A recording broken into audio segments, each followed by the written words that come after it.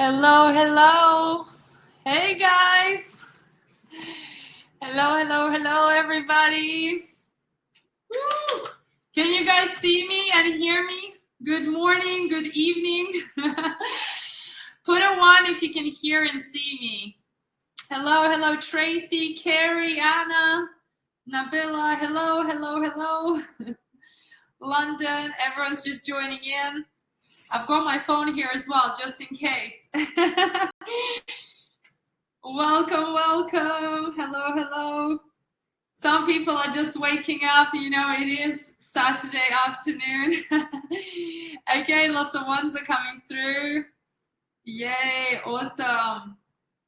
So guys, I have to be really honest with you about something. We had a whole setup with the camera, professional. It didn't work. Something went wrong, the wires are not connecting. So it's going to be a very comfort style home cooking with me today, like this, with my laptop and you. So it's going to be more like family style. I wanted to do it all professional. It didn't work out, but we're still going to have fun. We're still going to do it this way. Maybe even better. It's almost like you're in my kitchen this way. So I'm going to literally lift you up, move you down. I'm going to have to do all the work with filming and cooking and explaining. So I will need a lot of love from you today and some support. But this is what happens in life. Sometimes things don't work out. So we got to make the best out of it, right? Put a 1 if you're ready for today's webinar. You're fired up. You're excited. Thank you. You're always a professional. Thank you, Tricia. Josie, you'll be awesome. Hello from Florida. Yes, first thing, I need to know where everybody's from. Let me know where you're from. You make us feel like a family, so it's all great. That's amazing. By the way, can we also put some emojis? This is my brand new kitchen. I'm going to give you a little tour. Look at that. Look at the oven. This has been my dream to have an oven like this, and we're going to bake our first sponge cake together in this new kitchen, okay? And I have a beautiful counter, and I'm on my own here, Well, we have a whole team behind here at the webinar, so guys, we're not alone today. If I can't answer some of your questions, my team is behind. We've got Joanna, we've got Vladislava, we've got Thomas, and we've got other people helping us behind the scenes, okay? So there's a whole team with us today. We want to have amazing energy today. I'm really pumped. For those of you who are with me with any other courses, you know how much I love our energy. So hopefully we have a nice crew today and you're all excited. Dubai, California. I am in a new place, yes. Alberta, Canada, Mississippi, Jane, Los Angeles. Amazing, Canada. Lots of places. Good. I'm feeling the vibe already. I'm feeling the energy. Okay, awesome. So what are we doing today? So today I'm just going to tell you so you know what to expect. Today I'm going to show you one of my brand new cakes that we get. You actually guys voted, so that's the one I decided for those of you who voted. So we're going to start with, I'm going to show you how to make this beautiful cake, chocolate, vanilla, raspberry cake. It's a completely free masterclass, okay? We're going to be spending about 2 hours together. I would think we would fit in 2 hours, but sometimes I like to give more knowledge, more tips. So it might be just over 2 hours. We'll see. We will start with basic things. So what I want you to do is I want you to take notes. We will send you the full recipe at the end of the webinar. So just give us 20 minutes because we need to process it. So we send you the replay of the video. Fingers crossed, nothing goes wrong. Okay. And we will send you the PDF recipe that you can print and then literally get on with the cooking. So for those of you in the morning, you can make this cake straight away after the webinar. And I hope you do anyway.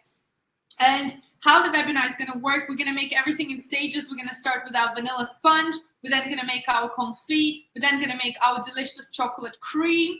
Then I'm going to tell you about my brand new 12-week sponge cake course. I'm going to give you a small presentation to show you for those of you who will be interested in joining the course for 12 weeks with me. And then we're going to assemble and finish the cake. And I'm going to show you how to do the beautiful decorations, how to assemble it, how to pipe, the piping techniques, the assembling techniques. And I'm going to give you a little hack on how to do it on a beautiful board if you don't have a board. And of course, we're going to have our beautiful cake. And we might even cut into it. But usually the cake needs to be in the fridge for probably 1 hour, 2 hours just to really set. So that's the plan. On the way, as we go through each stage, this is what I do in my Zoom classes. I want you to tell me, ask me any questions. Anything that you want to do. I do not recommend cooking with me because I'll be very fast usually, and sometimes you can make mistakes, especially if you're a new beginner. Yeah? How does that sound so far? How is this plan for our Saturday time together? Put a 1 if it sounds amazing. Put 2 if you're super excited. Incredible. And another thing I wanted to know, how many of you here don't know me? Can you put like, I don't know, a smiley emoji if you're here first time and you don't know me? And then put a heart if you know me. Lots of 1s, triple 1s. Super excited. 1 and 2, exactly. Ready and excited. I love that. That's the best combination, right? Amazing. Okay, a couple of smiley faces coming through. Hearts, smiley faces. Okay. I guess it's a good mix of everything. For those of you who are newbies here, I'm so excited to have you. I'm Ala. I'm the CEO of Ala's Yummy Food. I'm obsessed with cakes. I'm passionate. I design and draw all my cakes myself. I've been doing this for 10 years. I'm a professionally qualified baker and a French pastry chef. I'm also self-taught, so a lot of my experience has started with self-teaching. And then I went into a lot of professional courses, teachers. I worked everywhere in London. I worked for the Queen in the UK. I hosted parties and events for Olympics in UK. I've done a lot of things. I worked with one of the best chefs. I've done it all, okay? So now what I do is I actually teach other people like you guys to make beautiful cakes, to stand out, to really, really create something that looks good but also tastes good. None of my cakes are super sweet, which is really popular, and a lot of my students know that. So the cakes really have flavor, you know, like real flavor. So in this cake, we're really going to taste the chocolate. We're going to taste the raspberry. We're going to taste the fluffy vanilla sponges. So hopefully you can enjoy this class with me. And I'm so excited that we have so many newbies here. So yeah, let's get started. We're going to get into it straight away. If that sounds good, let me know. Put a 1. Let me just quickly pop through the comments. Jill, super excited. Hello, Rochelle, Bala, Gloria. Second class. First time seeing you. Amazing. Okay, cool. Thank you so much for... Okay, right. Let's go. I feel like we need some music in here, but we don't have any music, so we're just gonna pretend we do. Now, so all the measurements will be given to you at the end. We give you a shopping list so you can prepare. So basically, after the class, you'll be able to make this recipe straight away. But for now, I just want you to watch. I'm going to tell you exactly why we do things. I'm going to give you a bit of theory. So you understand, you know, because I don't want you to just make the cake and get the recipe. It's not a YouTube video. This is like full-on investment, okay? I'm investing in you. You're investing in me. If that sounds like a good deal, I think we can do it. Okay, so very, very simple. My teaching is very simple. I like to make it very, very easy. So it's straightforward. You don't need a lot of tools and ingredients. We just make it as simple as possible. So I'm going to show you. All we're going to need is one bowl. Over here, I've got my unsalted butter. Okay, so the first thing we're going to need to do is we're going to need to cream our butter. So my butter has been in a room temperature. It's actually even melted a little bit. It's pretty hot in here. So add your butter into a bowl. Okay. And you might just want to write things down for yourself. Sometimes, you know, like we miss things in a recipe. Recipes as detailed as possible, but this is why we do the live. And then we're going to add the sugar, okay? So add the sugar, and we're going to whisk everything for a few minutes, okay? If your butter is soft, this process will take shorter time, okay? So we're just going to start whisking. Start on low, because we just want to cream the mixture. And now we're going to increase the speed.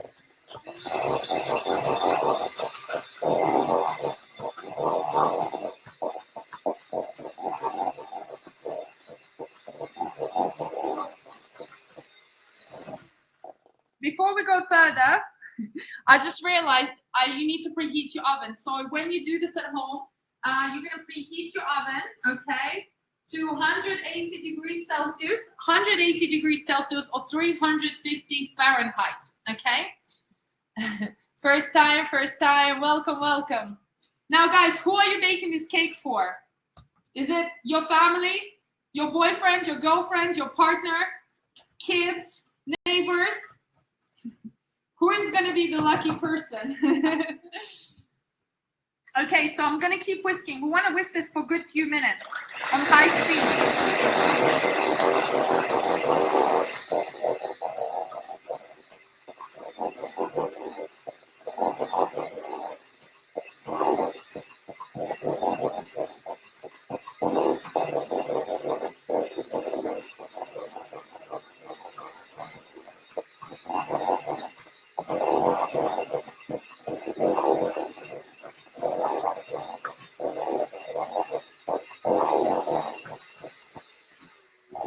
You see what I want to show you? You see how the mixture has become a bit more pale? This is exactly what we're looking for, okay? When baking, there's nothing complicated in baking. It's just following a couple of things, like, you know, like whisking for 5 minutes, 3 minutes, depending on your whisker. And the mixture now became pale. The reason it's pale because we're whipping up air into our butter and sugar, so it becomes nice and fluffy, which makes your sponge very nice and fluffy. So this step is pretty simple. If you don't have an electric whisker, you can do this by hand, but be prepared, it's going to be a workout, okay? My son's birthday, family, Easter, amazing.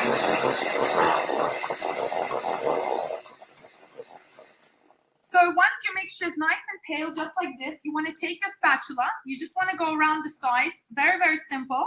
We just want to make sure there is no sugar left anywhere, but the mixture should be like kind of nice and fluffy, like so.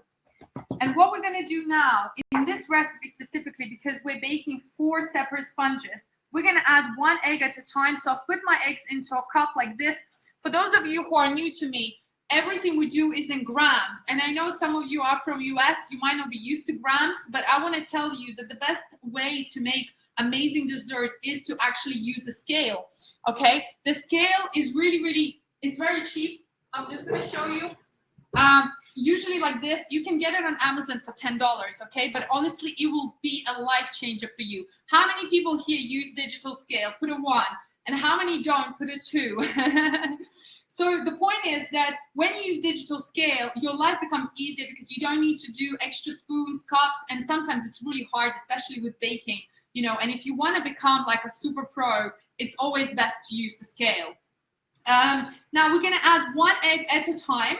And this is 180 grams is around 4 eggs for me, because here in Mexico, the eggs are pretty small. However, depending on your country, this is why it's so important.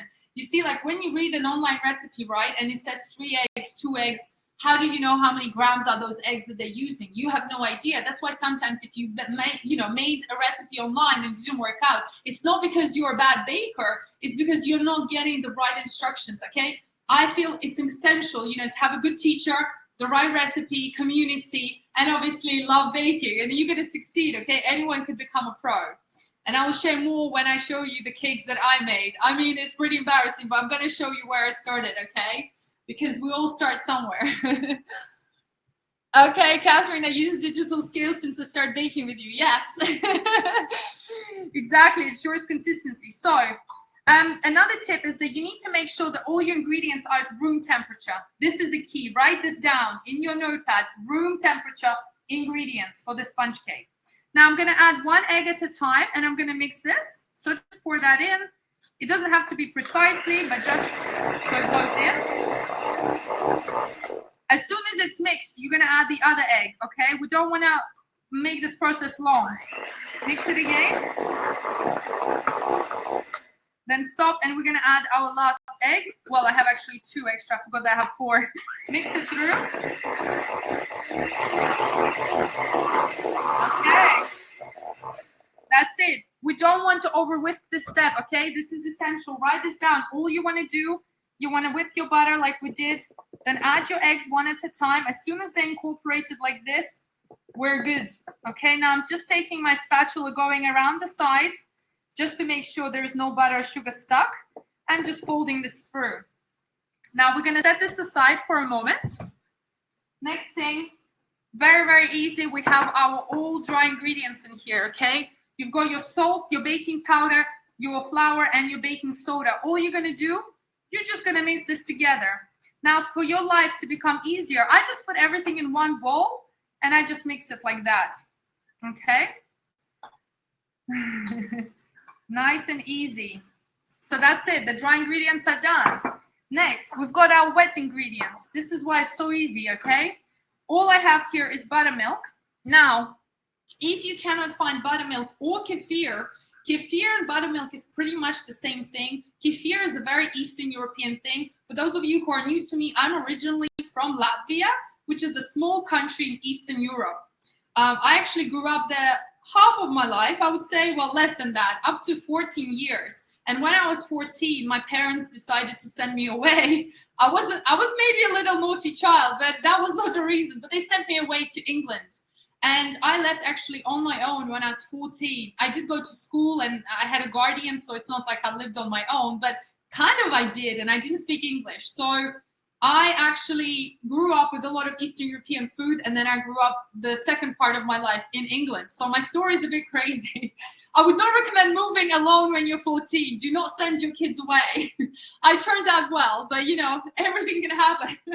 So we have kefir, which is a very good, healthy probiotic drink, but we actually use it a lot in a lot of the baking. And that's why these sponges are going to have this ingredient specifically, because I want to make them super moist and fluffy. And I want to give you a little taste of what it's going to be like if you do come to my sponge cake course, what type of cakes we're going to be making. And that's why it's a free class for you really to just get this, you know, my gift for me, and to try it and see if it works out for you. And if you love it, then of course, I'd love to have you on my course, but I'll tell you more about that. So if you don't have kefir, you can use buttermilk, okay? If you don't have buttermilk, I even have another tip for you, okay? We're going to cheat. We're going to use the same amount of milk, and you're going to squeeze about 1/4 of a lemon juice in there, okay? So write this down. If you haven't written it down, you want to squeeze 1/4 of lemon juice into your milk, and you're going to set this aside for like good 10 minutes to bloom, let's say, right? Because what's going to happen, the juice in the lemon is going to make the milk go off a little bit. Don't worry, it's still going to taste delicious. But it's going to create the same effect as buttermilk. Not quite the same, but similar. I do, of course, recommend getting buttermilk or kefir. Does it all make sense? Put a 1 if everything makes sense so far. No, I did not sieve the flour. We don't need to. I will tell you. Okay, so now the next step is super easy. I've got my oil in here. There's 2 ways. We can add the oil there, but I actually prefer this way. Wet ingredients with wet ingredients. Just add your oil into your buttermilk. Just like that. And vanilla extract is optional, okay? You can add it, you cannot. I usually add 1 tablespoon of vanilla. You can add vanilla seeds, vanilla paste, whatever you like, okay? And now all we're gonna do, we're just gonna mix this together so it's nice and smooth. We're getting this creamy vanilla mixture. So now all our ingredients are gonna be nice and even. So we're basically saving ourselves time and pots. Now we're gonna take our mixture that we whipped up earlier, okay? All we're going to do now, I do not set my ingredients. If you want to, you can. I just do it fast, right? With me, I want to teach you how to cook fast, easy, and delicious. You don't want to waste too much time. So you're going to add half of your dry ingredients, okay? And you're going to add half of your wet ingredients that we just mixed earlier, just like so. We're going to take our whisk again and mix it on low. Mix it together nice and gentle. Just until the flour is incorporated. Okay? That's it. Do not mix more. Did you see that? That took only a few seconds. We're then going to repeat the steps. We're going to add the remaining of our mixed dry ingredients. And we're going to add the rest of our wet ingredients. Just like this. Okay? And I'm going to mix again. On low, just go around and mix.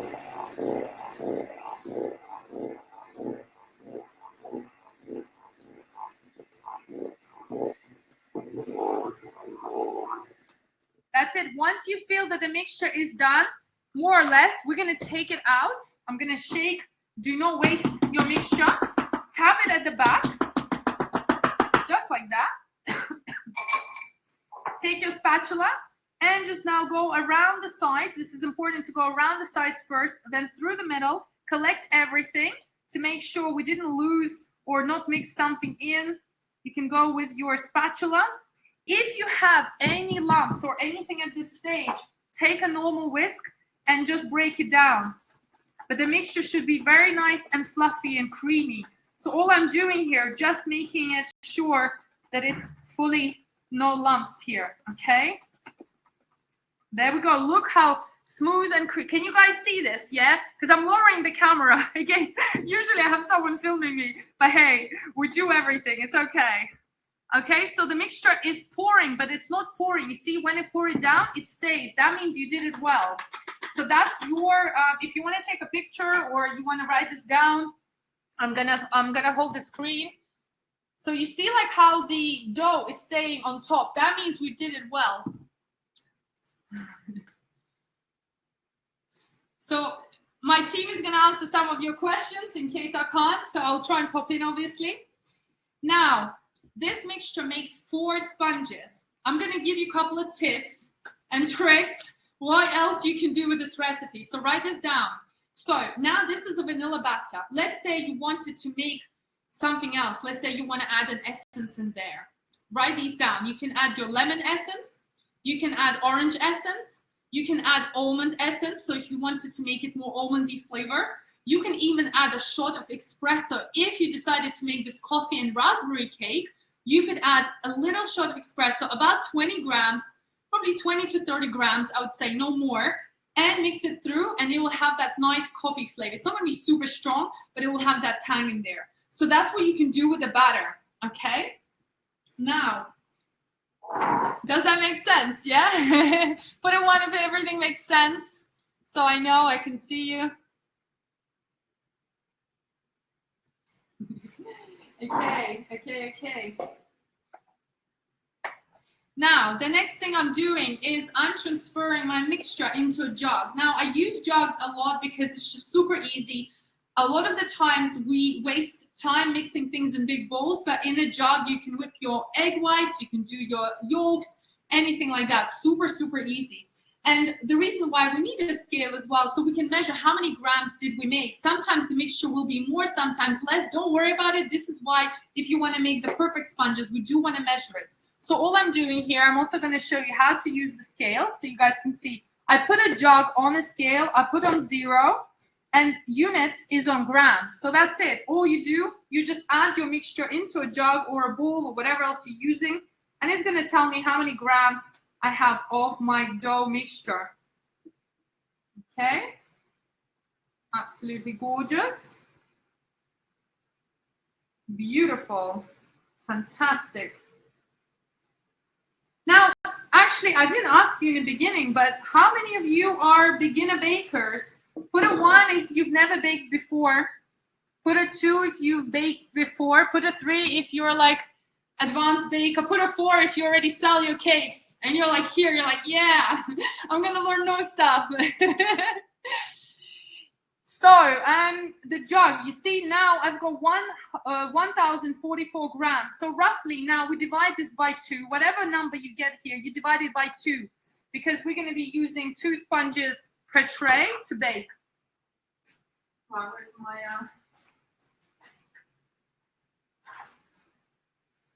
how incredible is that? Oh, let me see what's coming through. Couple of newbies, couple beginners, couple baked the cakes before. Amazing.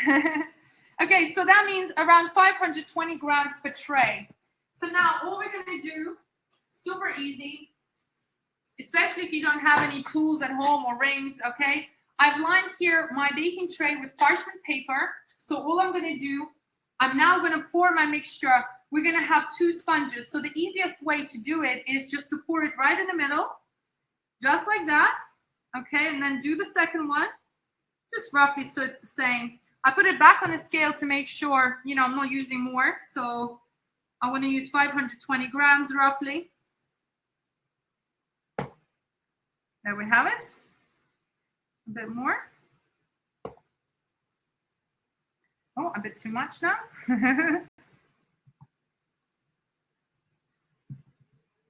That's all right. Okay, perfect. So once you have your grams out, all you're going to do, you're just going to swirl your baking tin and draw the circle, okay? If you have the cake rings, you can bake this in your cake rings. I'm just doing it this way because not everybody has cake rings, for example. And this way it's also super easy, but I will show you now, if you do have the cake rings, what you can do, because then the sponges come out even more even, okay? But this way also works, and because this cake is kind of like a naked look, it's perfect. So what I'm doing here, I'm basically moving my pan, drawing these 2 circles, because we're going to be cutting out 2 circles of the sponges once it's baked. So I take my sponge cake, I take my ring, okay? I'm going to tell you a bit more about the ring. So this is 18 centimeter ring. You can have it a tall one or a small one, doesn't matter. We're only using it to cut out the shape, okay? So what I do, I then do it by the eye, and I roughly measure it. Okay, so around here, I touch it, and I'm like, oh, I'm missing a little bit on the side. So what I'm going to do, I'm going to spread my mixture a bit more on the side to make sure that I can actually cover the ring. Does this make sense? Yeah? Put a 1 if this makes sense. And how easy is it so far? I'm trying to make it as easy as possible for you guys. So you're like, wow. Okay, so I'm just going to get it all off the spatula as well. Don't worry, I have washed my hands. All right. And now we're just going to measure again. Yeah, perfect, perfect, perfect. So I'm happy with that. I'm going to wash my hands. Now, the next step is super easy. We just put it in the oven. The oven is nice and hot and ready, and the timing will last. I'm going to put it in just so I can tell you more. Now, if you have 2 trays, you put 2 trays in. I just have 1, and I pre-baked 2 sponges ahead of time just in case. So you just basically bake 4 sponges at the same time, okay? You bake the 2 mixtures. That way you just do it all at once. I do need to set the timer, actually. I just realized. Set timer 17 minutes.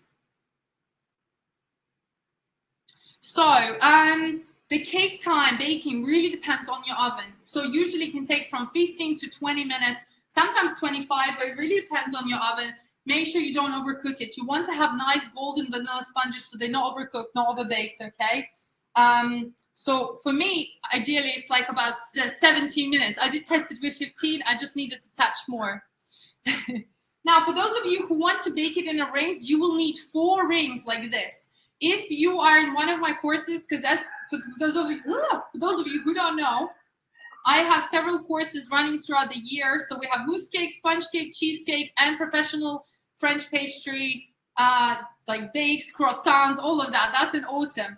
But for those of you who done my courses, you guys probably have the rings. And what I do is we don't really use a lot of equipment. A lot of the equipment is the same for every single course. The reason I do that is because when I started baking, I didn't have many tools, you know. I literally was baking in my university for my friends, and all I had was like, you know, nothing really, just like one bowl. So I know exactly how to survive in a kitchen with no tools. And that's why when you come to any of my courses, you learn how to bake basically with very simple stuff or just few things that you can reuse, okay? Some things we need. Now, I will show you a little trick on how you will bake your sponges if you are going to use the rings. If you want to, let me know. Put a 1 if you want me to show you. Put a 2 if you know how to do it. You're probably in my class. The size is 18 centimeters or 7 inches, okay? And yeah, we're going to bake it at 180 degrees Celsius or 350 Fahrenheit. Okay, yes, lots of 1s are coming through. I'm going to show you. Okay, awesome, awesome. Lots of newbies. Okay, so now you're going to take your foil. You're going to break off a little square, just like this. Make sure you use really high quality foil because a lot of the foil now is not good quality. It's actually dangerous, okay? So if you use a catering style foil and cling film, it's made with much better quality ingredients and it's not as bad for you, okay? So it's really essential we do these little things. Now, all you're gonna do, you're gonna place your ring right on top of the foil and you're gonna close this from the sides, just like this, okay? Just go around like so, nice and tight, and you basically create a bottom at the bottom here. That's it. So that's how it's gonna look. I have to keep going up and down. And that's what you would do for all your 4 rings, okay? You cannot cut the sponge in half. So you cannot bake 2 sponges in one. That's why we do it separately. We either bake it on a tray like this and we cut it out, or we pour it into 4 rings. Does this make sense? Put a 1 if it all makes sense. So that's all done. Okay, guys, super fast. How was this so far? So our sponges are done, okay? Obviously, I'm going to show you what we're going to do after, but our first element is done. Of course, I'm explaining and talking, but when you do this at home, you will do this in 10 minutes, all right? We're doing fast, beautiful homemade desserts. Now, the reason why I'm so passionate about baking and desserts, and the reason why we have my Cake Academy, is because generally I'm passionate about health. And some people are like, wait, hang on a second, but we're making the cakes. How is this related to health? But massively related to health, because I'm a big advocate of knowing what you put into your food. Who here agrees with me? Who here has children? Put a 1 if you have kids. Because the thing is, when you buy cakes, in supermarket and shops, do you know how many ingredients they add in there? It's from 20 to 50 ingredients of things you do not want in your body. Usually it's palm oil with things that you can't even pronounce, okay? So this is why I'm such a passionate chef, I guess. I don't have kids yet, but I do have family and friends, and I bake for everybody, right? And so a lot of my students that learn with me, they understand that you actually are saving your health because you're making things yourself. You only add 5 ingredients. You know exactly what's in your cake. You don't gain weight from the cake because there's no crap in there, okay? Does that make sense? Who agrees here? Carol, 5 grandkids. Wow, lots of people with kids. Yeah, you can use the cake pan as well. Just make sure it doesn't get stuck. Okay, so now, next thing we're going to do, we're going to make our confit layer, okay? So for those of you who don't know what confit is, I'm going to tell you it's basically a French word, fancy word, but don't worry. By the end of the webinar, you're going to be super fancy, and when you make this cake, all your neighbors will be like, hang on, did you buy this or did you make this? We're going to train you up. 10 grandkids, Rosa just said. Wow, that's 60 nieces. Okay, you're gonna have to come to the sponge cake course. I mean, in the sponge cake course, we're making 1 cake every week, a brand new cake. Delicious cakes. I designed all of them. No flavors like that anywhere. You have not seen these flavors, promise you.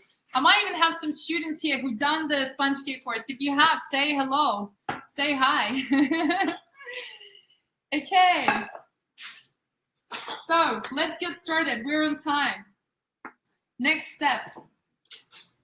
Put a 1 if this is easy so far and you're loving it. Put a 2 if you're like learning a lot and you're like, you know what, this is great. I'm happy I'm here. Okay, so now we're gonna make confit. What is confit? So only 3 ingredients. This is what I mean when we make homemade cakes. Delicious homemade stuff. I have here raspberry puree, okay? I'm going to explain what it is and how to do it. And over here, I've got sugar and cornstarch, or corn flour if you're in UK, okay? But so I'm just mixing cornstarch together with the sugar, and that's all. All we want to do, we just want to mix it together for just a few seconds so there are no lumps, all right? Just like this. That's done. Now, what is puree? How many people here have made puree before from any fruit? If you did, put a 1 so I know, and if you didn't, put a 2. Now, purees are usually basically made with fresh or frozen fruit, and all we do, let's say you want any berry in your cake, obviously depending on the recipe, and you have to test these out. Obviously, this is tested, as all my recipes. So to make raspberry puree, all you have to do is get some frozen or fresh raspberries. I recommend getting frozen because you save a little cost on the frozen berries, and you can get them, of course, in any season. Again, what you do, you measure out, we will leave you in the recipe, but probably around 300, 400 grams of raspberries if they're frozen. You leave them in a fridge overnight or just a couple of hours on your counter. You then put them in a blender and you blitz them. And then once they blitzed, you sift through the seeds and you will get this nice smooth mixture. And that is now called a raspberry puree, okay? We will leave the measurements, how to make it, and what I've just described in your recipes when you get it at the end of the webinar. But basically, that's it. I do not add anything else here. It's just pure raspberry blended, and that's it, okay? Because we're going to be cooking it now. Does it all make sense so far?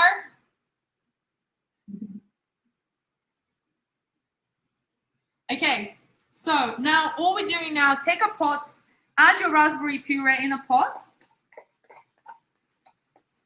just like that. If you don't like raspberries in this specific recipe, you can replace this with strawberry, exactly the same measurements for the strawberry puree. Strawberry is even easier. You just blitz it in a blender and you will get the mixture. You don't even need to sieve it through. And here I've got my sugar and cornstarch. All we're going to do, we're going to add that in, okay? And then I'm going to take a whisk. And I'm just going to mix it together. Okay, mix it together to make sure there are no lumps. Just like that. Before adding it to the heat. So it will look like this, okay? Nice and smooth. Now we're going to take it to the stove. I'm going to take you here. Let me know, guys, if you can see everything. It's the first time I'm using this, so I hope this works well.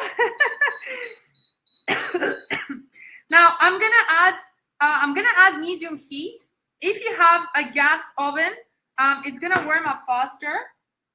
So I'm gonna add it at 8 just to see how quickly it's setting. Now all we're gonna do here, we're just gonna warm up the mixture on a medium temperature, and we're just gonna mix it with a spatula. We're gonna go around the sides, okay, and basically just cook it. Yeah, you see now it's nice and hot. So we want to cook this for literally a couple of minutes, no more than 2 minutes. But we want to cook it on a lower temperature. So I'm just going to reduce it to about 7 or 6. So if you're using electrical, like, well, whatever it's called, not electrical, but, oh my gosh, my English, I forgot. So basically just cook this on medium. And all we're doing here, we're just mixing it, okay? That's it. I'm just going to mix this, go around the sides. Don't forget to go around the sides. You do need a spatula here because we're cooking out the starch. Now, what are we doing as well, essentially? Essentially, we're making a jam, homemade jam, in a fancy way called confit, basically because it doesn't have anything in there. Now, cornstarch is going to act as a solidifying ingredient, right? So it's going to gellify the raspberry. And that's going to basically stay in our cake, which means it's not going to leak out. It's not going to fall out. All it's going to do, it's going to give that burst of flavor, okay? And we're making it a little bit sour, okay? So we're not adding too much sugar in here because I want to make sure that the balance of the cake works really well.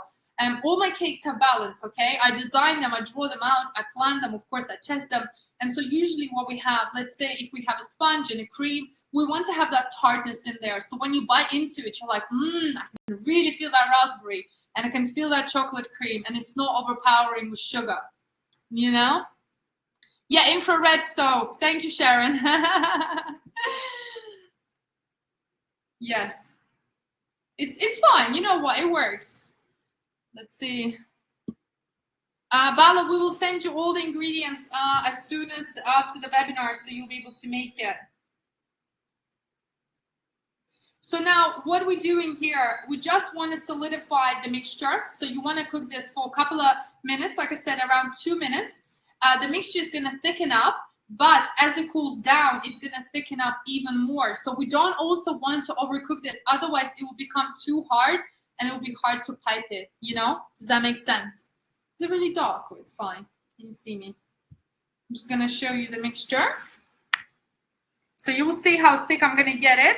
So the moment it's just starting to thicken up, this is, you see, if you leave it, once the bubbles start popping out, that's when it's starting to heat up. And that's when the process basically happens really fast. So the moment There's no bubbling yet because the mixture hasn't reached the high temperature.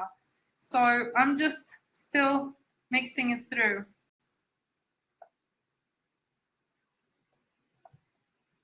Just like that.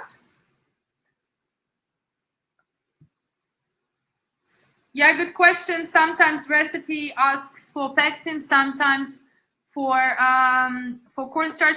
It's just different gellifying agents, so you have different textures of the final goodie when you add pectin and when you add the cornstarch. Sometimes we use cornstarch and pectin. Sometimes we even use cornstarch and gelatin, depending on what it is. But look, guys, you see how it's starting to thicken around the sides? It's leaving like little more marks on the pot. So we want it quite thick, okay? Like not super thick, but you want it like a jam consistency. But like I said, it will cool down and it will thicken up more. So all I'm doing right now, I'm just mixing it. Just like that.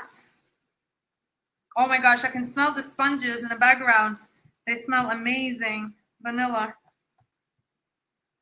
Look how it's thickening now, okay? So very, very easy. You can't really mess this up, okay?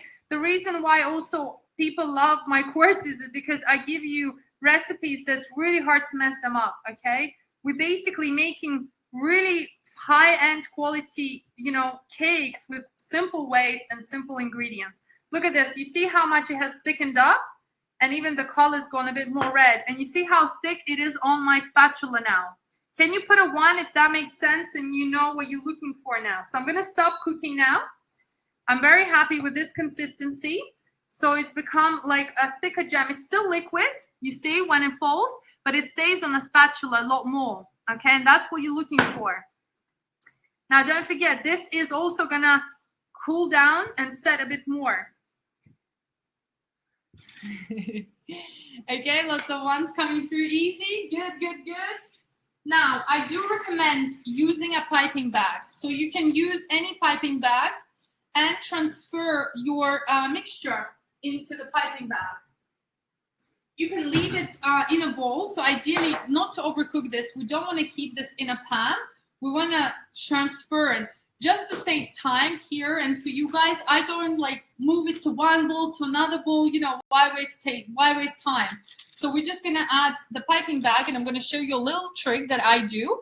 So usually I take a cup, okay, take the piping bag, put my hand in there like this, put it into the cup, push it all the way down. With my other hand, I create the little borders, and that way you can just pour your mixtures, whatever it is, your creams, your mousses, your confits, whatever we're going to learn in the course, and you just pour that in, nice and easy. And you don't need to hold anything, nothing's falling. It's not dangerous because the mixture is hot, so there's no chance of burning yourself. And you just transfer your raspberry mixture all the way into the bag. Now, you see how it's already setting. So as it cools down, it's going to set more. And we're going to obviously add this beautiful confit gel into the layers, between the layers, when we assemble the cake. And I'll show you what's the right way to assemble it, because there is also a technique that we need to follow to assemble it. Now, just clean your spatula. That's it. Just going to put this here. Soak your bowl, because otherwise it's going to... Now take this off. You see how easy this is? Now it's going to be very hot. So all I'm going to do, I'm just going to put it flat like this. Okay, carefully pat it down so the mixture goes around the piping bag. But don't go all the way too much. And I'm going to place this in a fridge. Okay? In a fridge for it to cool down. I'm going to move a few bits. Just carefully pick this up. Put this in a fridge. And we're going to rest it there until we need it. Okay. Oh, look at that. The sponge cake is done. Look at that timing. How easy was the raspberry confit? Put a 1 if this makes sense. It's easy. You're super excited already to make the cake. Okay, I'm going to get the sponges out. Where's my trunk? Oh my God, it smells so good, guys. It smells so good in here. It's like, whoa.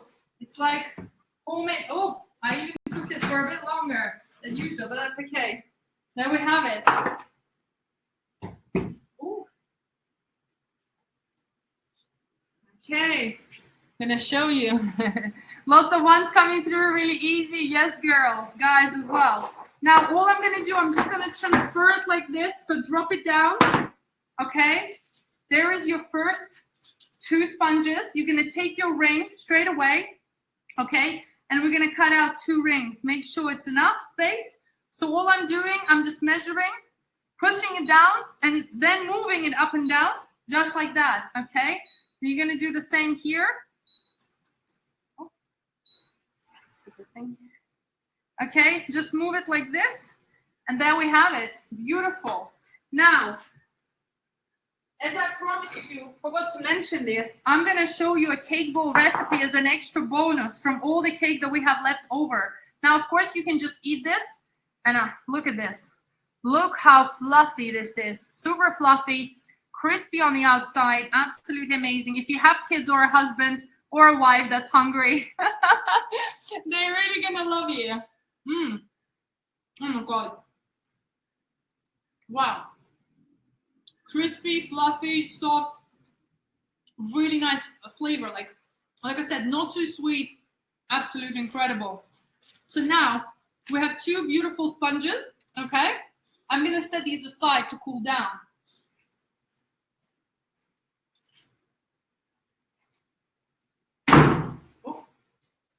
And now you're just gonna repeat the process, okay, while we add it, which I just realized I need another baking sheet. And you're gonna pour the remaining of your sponge mixture onto your tray. And basically repeat the process really quickly. Because the tray is hot, we don't have as much time here. So all we're gonna do, just gonna pour the remaining mixture just like that. So similar process for those of you who are watching it again. Super, super easy.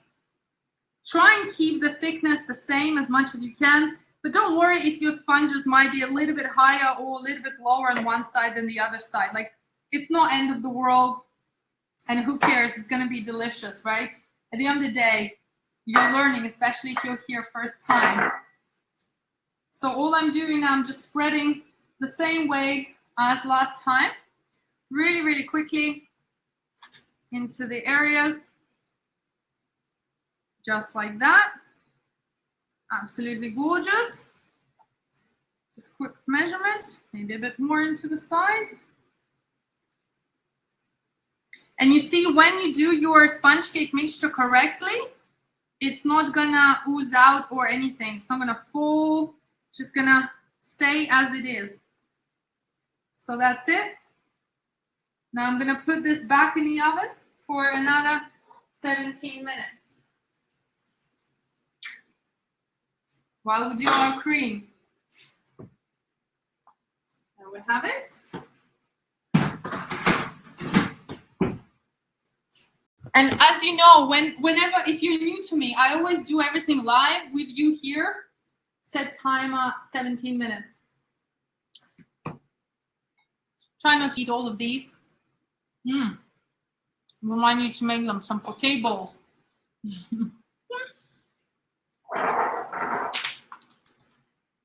How are we doing so far? Now we've already made 2 elements. We've made our raspberry confit, we made our vanilla sponges. Last thing to make is our delicious, luscious chocolate mascarpone cream. Put a 1 if it's easy so far. Put a 2 if it's challenging, but you feel confident you can do it. Now, we're gonna make our cream. Just give me 1 moment. I need to wash the bowl.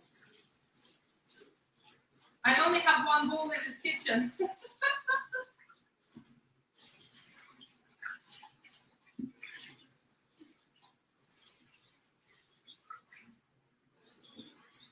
There we have it.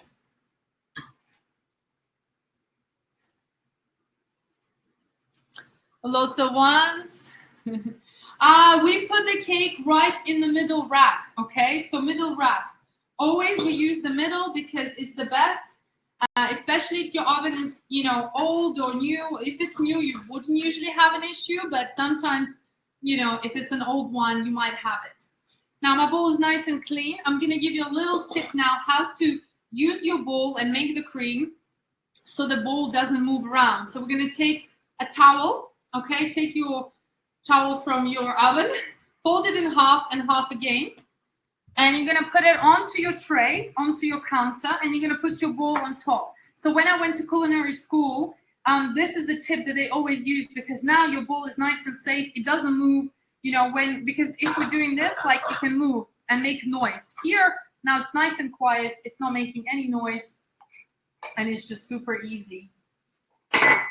Now, let's make our delicious, luscious cream.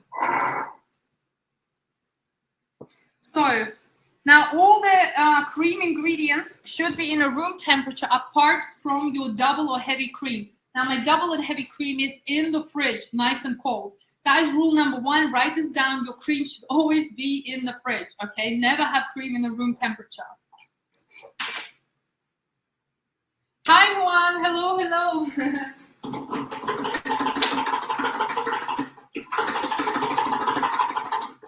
I'm just gonna wash my whiskers quickly.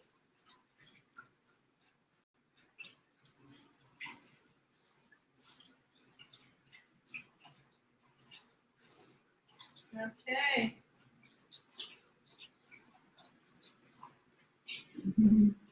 Hello, hello.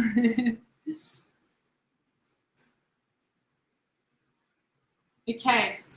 So very, very nice and simple ingredients. We're going to use a mixture of cream cheese and mascarpone cheese.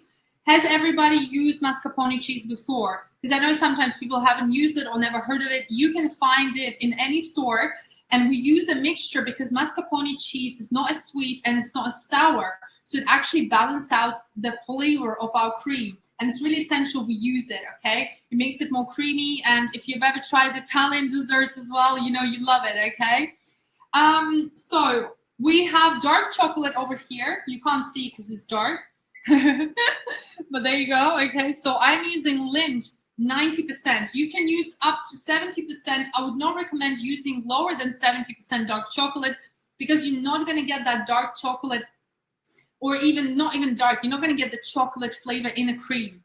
The more chocolate that has milk solids, so if we're talking about below 60%, you have more milk solids, which means that the chocolate is diluted. So you actually have a lot less of the actual chocolate flavor and color. So if you use milk chocolate, it's going to be sweeter. It's not going to taste like chocolate. It's going to be more milky. So bear that in mind. And don't worry, it's not going to taste like dark chocolate. You're not going to feel it. Yeah? Does that make sense? Put a one if that makes sense. I'm going to put this in a microwave to melt. So we want to melt our dark chocolate for 30 seconds in a microwave. It might take 60 seconds. But I usually always put 30 seconds, check it. After 30 seconds, I check it again, you know? That way I know that I'm not going to burn it. We're going to need icing or powdered sugar. And I've got here my cream cheese and mascarpone cheese, which I'm just going to add it all the way right here into a bowl. So it's been at room temperature. And again, you don't need to hold it for too long at room temperature. 30 minutes is enough. We're then going to add our icing sugar. Oops. Oh no, I wasn't going to create magic show, but it happened. Oh my gosh. Now I'm covered in icing sugar. Now it's optional. You can add a little bit of vanilla extract. I usually just add a little bit. We don't have it in a recipe, but you can add it if you want to, okay? I always leave it optional. I'm going to check my chocolate.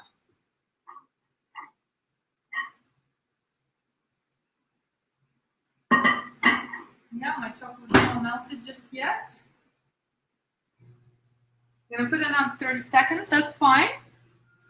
What we're going to do now, we're going to whisk our cream cheese and mascarpone cheese on high speed with icing sugar. Just in the beginning, what I do, I just dip the cream in the icing sugar before. Otherwise, it's just going to fly everywhere. It's already flying without me even turning the mixer. So just kind of really go around. Make sure you eliminate as much powder as possible. You don't want Christmas in your kitchen. It's too early. But who knows, maybe you love Christmas like me and you want it early. So I'm just dipping it in. Okay. Oh, I got excited because I wasn't sure what's ticking. Now, all I'm going to do now, I'm going to turn it on and start mixing. It's going to be pretty thick. Just keep going around. Nice and creamy.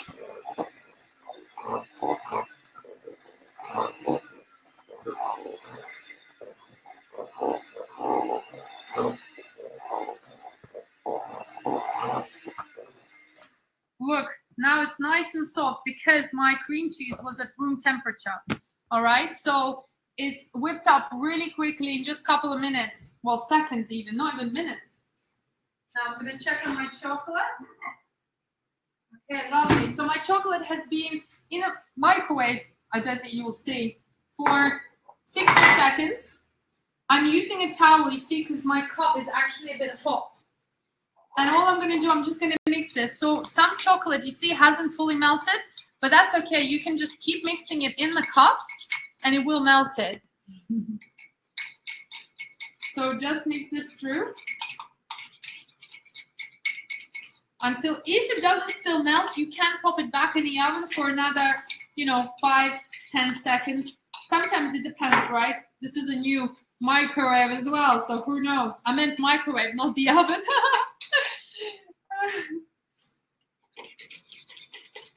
So just mix it through.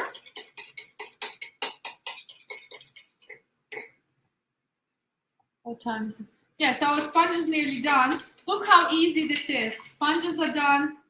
Cream is pretty much done.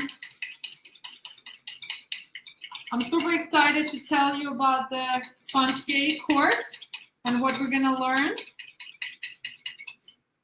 Look at that. So now we have beautiful, beautiful chocolatey mixture, okay? Now, again, we don't use any cocoa powder in our cream. The reason is that your cakes are going to taste out of this world. How do they taste out of this world? By using real tasty ingredients, okay? So here we go. We're going to add this in all the way. Look how gorgeous it is. I'm going to zoom in more. All the way, scrape everything down. Don't lose any chocolate. This cream is fantastic. Another thing, when you have your cream cheese at room temperature and things like that, you actually minimize the lumps. You don't want to get the lumps, right? So I'm just going to take a small spatula. And this is a little trick that I usually do because spatula usually collects the bits that the spoon can't. And I just grab all that chocolate. I don't want to waste any of that good 70 or 80% chocolate, however much I used here. And all we're going to do now, we're just going to mix this through, not with the spatula. We're going to mix it with the blender, the whisker. Just go around and whisk this. It will change the color automatically. Look how gorgeous it's looking straight away. Luscious chocolate cream. Because we used real dark chocolate. There we have it. Now, the cream is pretty thick, so we're going to go ahead and grab our double or heavy cream from the fridge, and we're going to add it in straight away, all the way, all of it, okay, inside. Super easy, no stress here. Just add that in and whisk it now. Start on low so it doesn't splash, and then just go around. Keep going around. You see I'm moving my bowl nice and easy.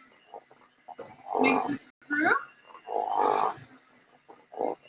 Wow, look at this cream. I'm going to stop for a second and I'm going to go around the sides because around the sides there is some cream cheese that has not been mixed together. So you always do that just to ensure that everything is mixed through. But look at this beautiful color.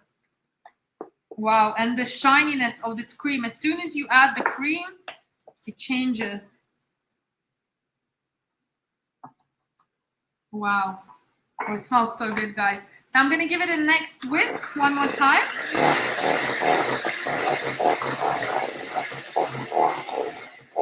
Beautiful.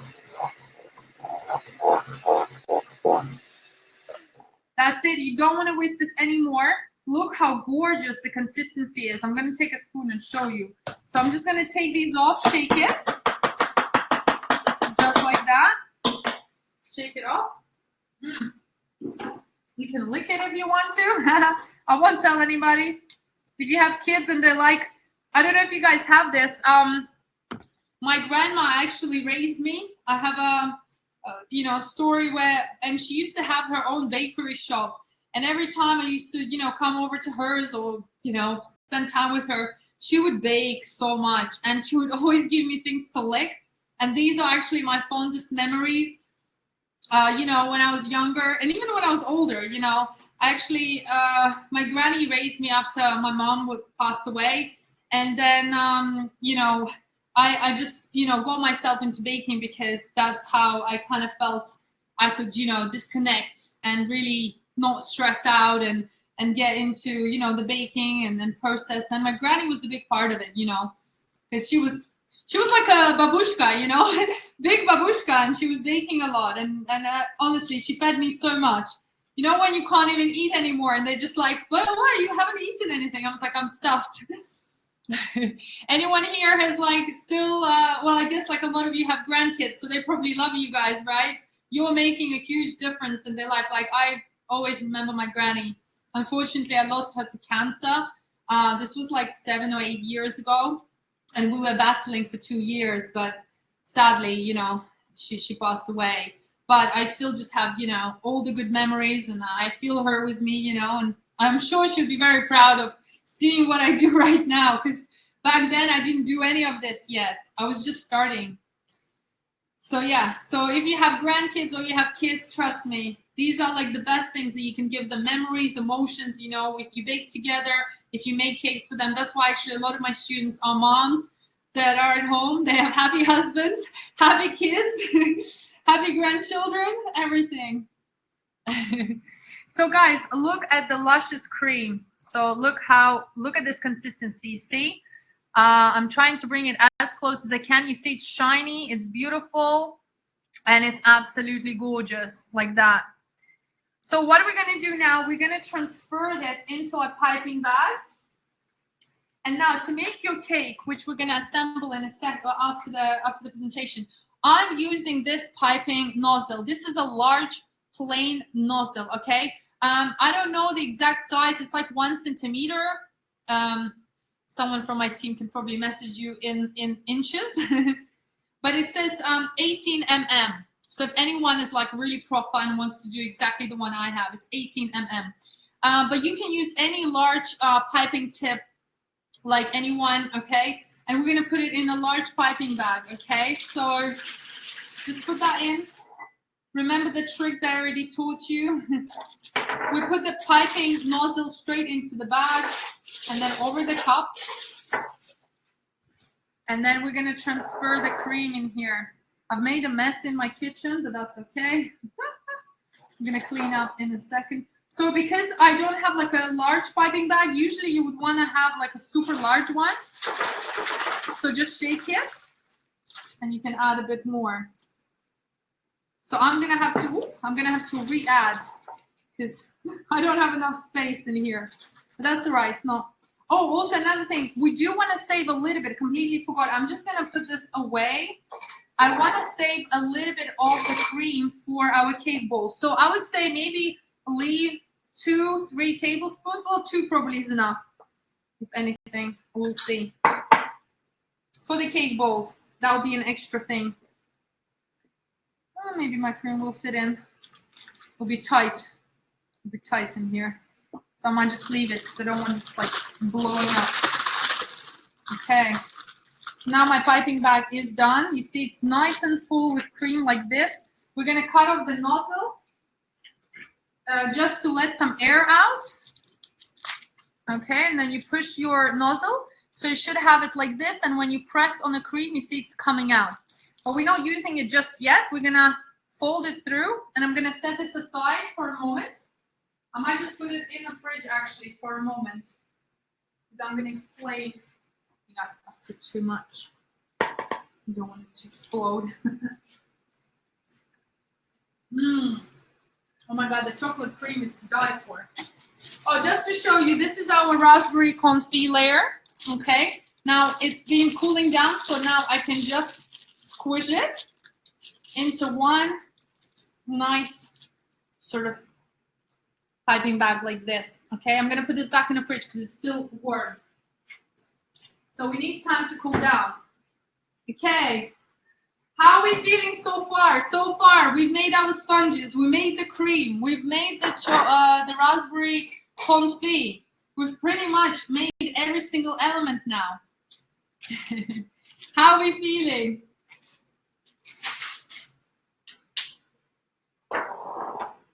Oh, and there's our sponge cake. I'm just gonna take it out.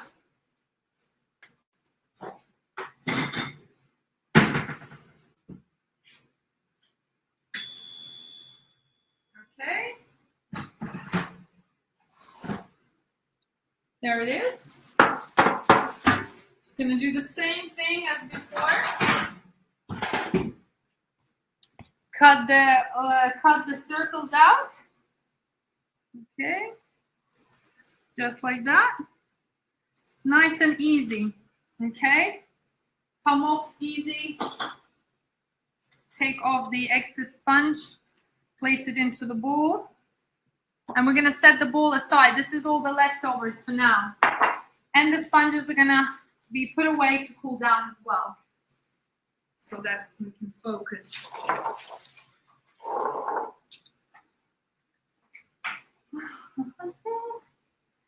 Gotcha.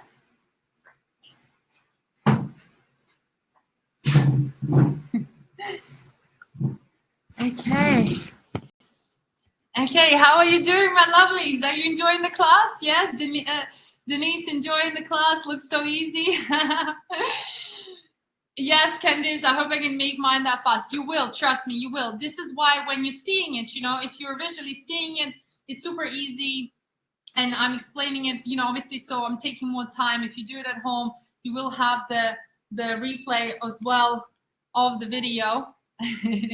Loving it, love. Right, who is excited to see what type of cakes I made in the past and what type of cakes I'm making now and I'm teaching, right? Who is excited to see a little bit of my journey? I want to share. I feel a bit vulnerable because, you know, it's where I started, but I'm showing it to encourage you that, you know, if you've never baked before or you're already baking, you know, this might be interesting for you. Want to love all your classes.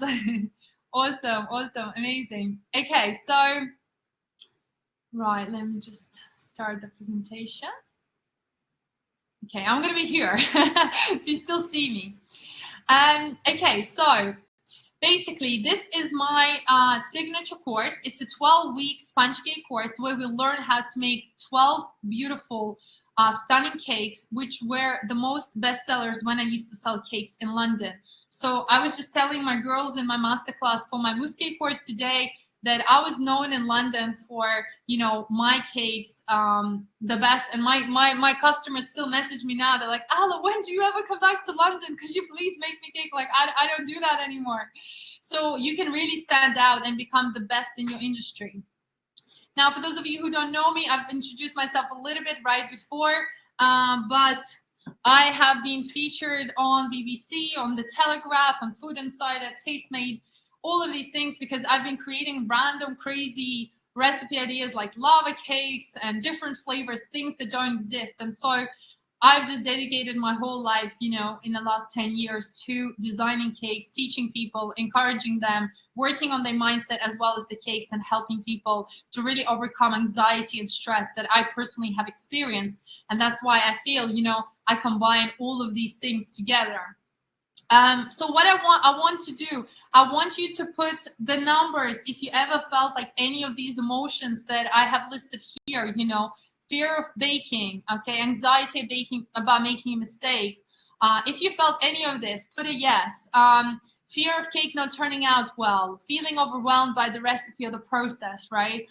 Nervous about trying new baking techniques or ingredients, feeling intimidated by the baking process, right? Like a lot of us start on a different journey. So we forget what it was like, you know, when we just started. Worried about the time it will take to bake a cake. That was someone just mentioned that, right? Fear of judgment from others, regarding the final cake. A lot of us sometimes fear that, what we make might not taste as good. And especially if you've not had a good experience and someone mentioned it to you in a past that, your cakes aren't great or you can't bake, that could really lower your self-esteem. So, if you felt any of these emotions, put a yes. And I want to tell you that that's okay. I've been there completely. I've started, from no experience whatsoever, but I had the desire and I had the need, I guess, like I did this because I wanted to escape a little bit of the world sometimes we live in, and I just lost my mother and it was really hard for me. So I started baking at university when I was 18. And I was quickly starting to realize that this is what I enjoy. It's my peace and quiet. It's where I am. But I didn't know what I'm doing. I had all the fears that I've listed down there for you guys, all the emotions. And they can be intimidating and they can prevent people from enjoying the process of baking. So that's why I do these courses, because we literally guide you step by step. We have the mentors, we have weekly coaching calls with me. So I not only just teach you the cakes, I coach you, okay? So basically taking you step by step so you are overcoming every single fear that you might feel. And of course, you're going to create beautiful cakes. They're not only beautiful looking, but also tasty. So just quickly to tell you, so in this course, you're going to learn 13 amazing cakes, 13 because our final assignment, our final cake is a double tiered cake. Those cakes are really popular if you have big parties, weddings, maybe some of you thinking going into weddings. How many here put a 1 if you sell cakes, put a 2 if you just do it for family and you love it. You're going to discover obviously all the secrets of mixing and matching different fillings and flavors.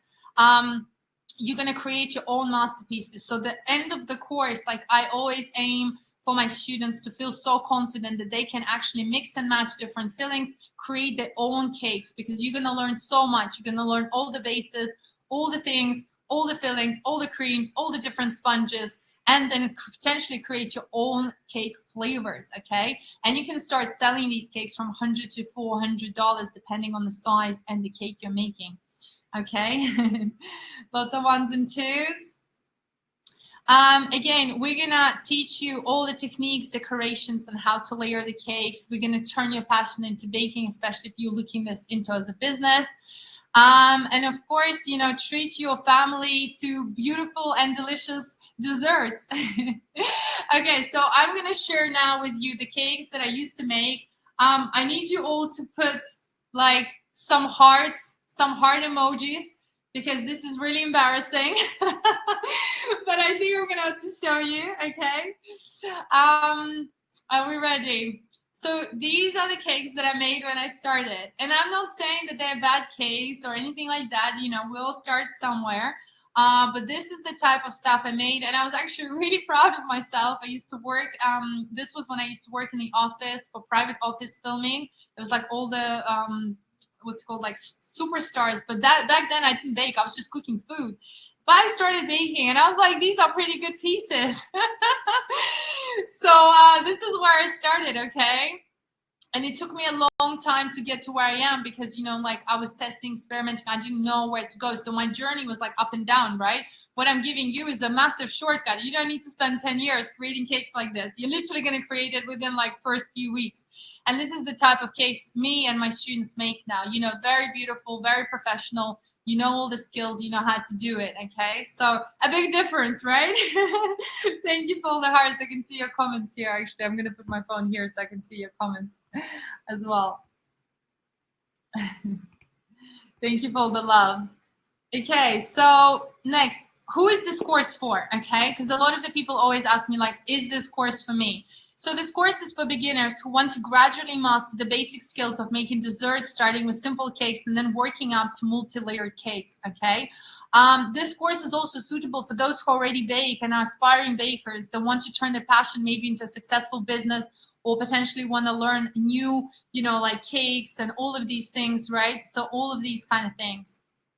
And just obviously learn how to decorate, how to maybe create different, coatings to really stand out, okay? Anyone that's looking to improve their baking skills, okay?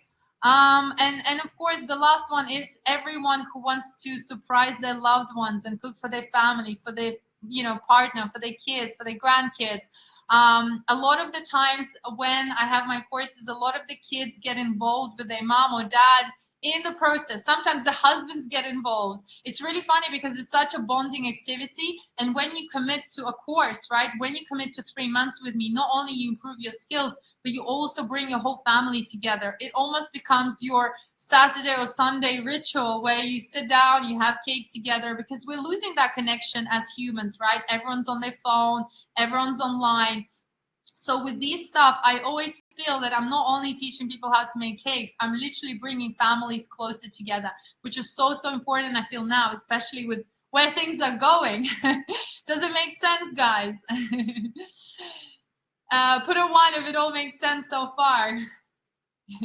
I agree with Randy. Ali is the most generous teacher with every course. Amazing flavors. Thank you so much, Pamela. Oh, thank you, Carolyn. As a grandmother, I can show your grandmother would be so proud. Oh, her love is still with you. I really hope so. I sometimes feel her and I talk to her. I know maybe it sounds crazy, but I talk to her. Sometimes she comes in my dreams. But I wish she could try my cakes now. She tried those cakes, like the ones that I made before. She tried these. She still told me it tasted good, But I wish she tried that. So again, this course is for you if you're looking to unwind and to relax after a long day at work. Some of us work jobs that we don't like. How many people here work the jobs they don't like? Put a 1. Put a 2 if you're working, you don't mind it, but you maybe want to do something else. I don't want to scare anybody, but for those of you who know what's going on right now in the world with the new AI technology, with the intelligence that's computerized coming out, a lot of the jobs are going to be replaced. So, but the good thing is that nobody can replace your baking skills. Nobody, AI system, they can replace your marketing, your writing skills, all of these kind of stuff, but nobody can replace you cooking at home a homemade cake. So actually, if you think about it, in the next 5 years, things like cooking, baking, I don't know, anything with hands-on that you cannot do online will be a commodity. It will be like somebody with an amazing skill, and you will never have no job because the people always will want cakes, So I always think as well, ahead of time, I was thinking actually what I do has such much bigger impact. We're not just making pretty cakes. Yes, they look good. Yes, they taste delicious.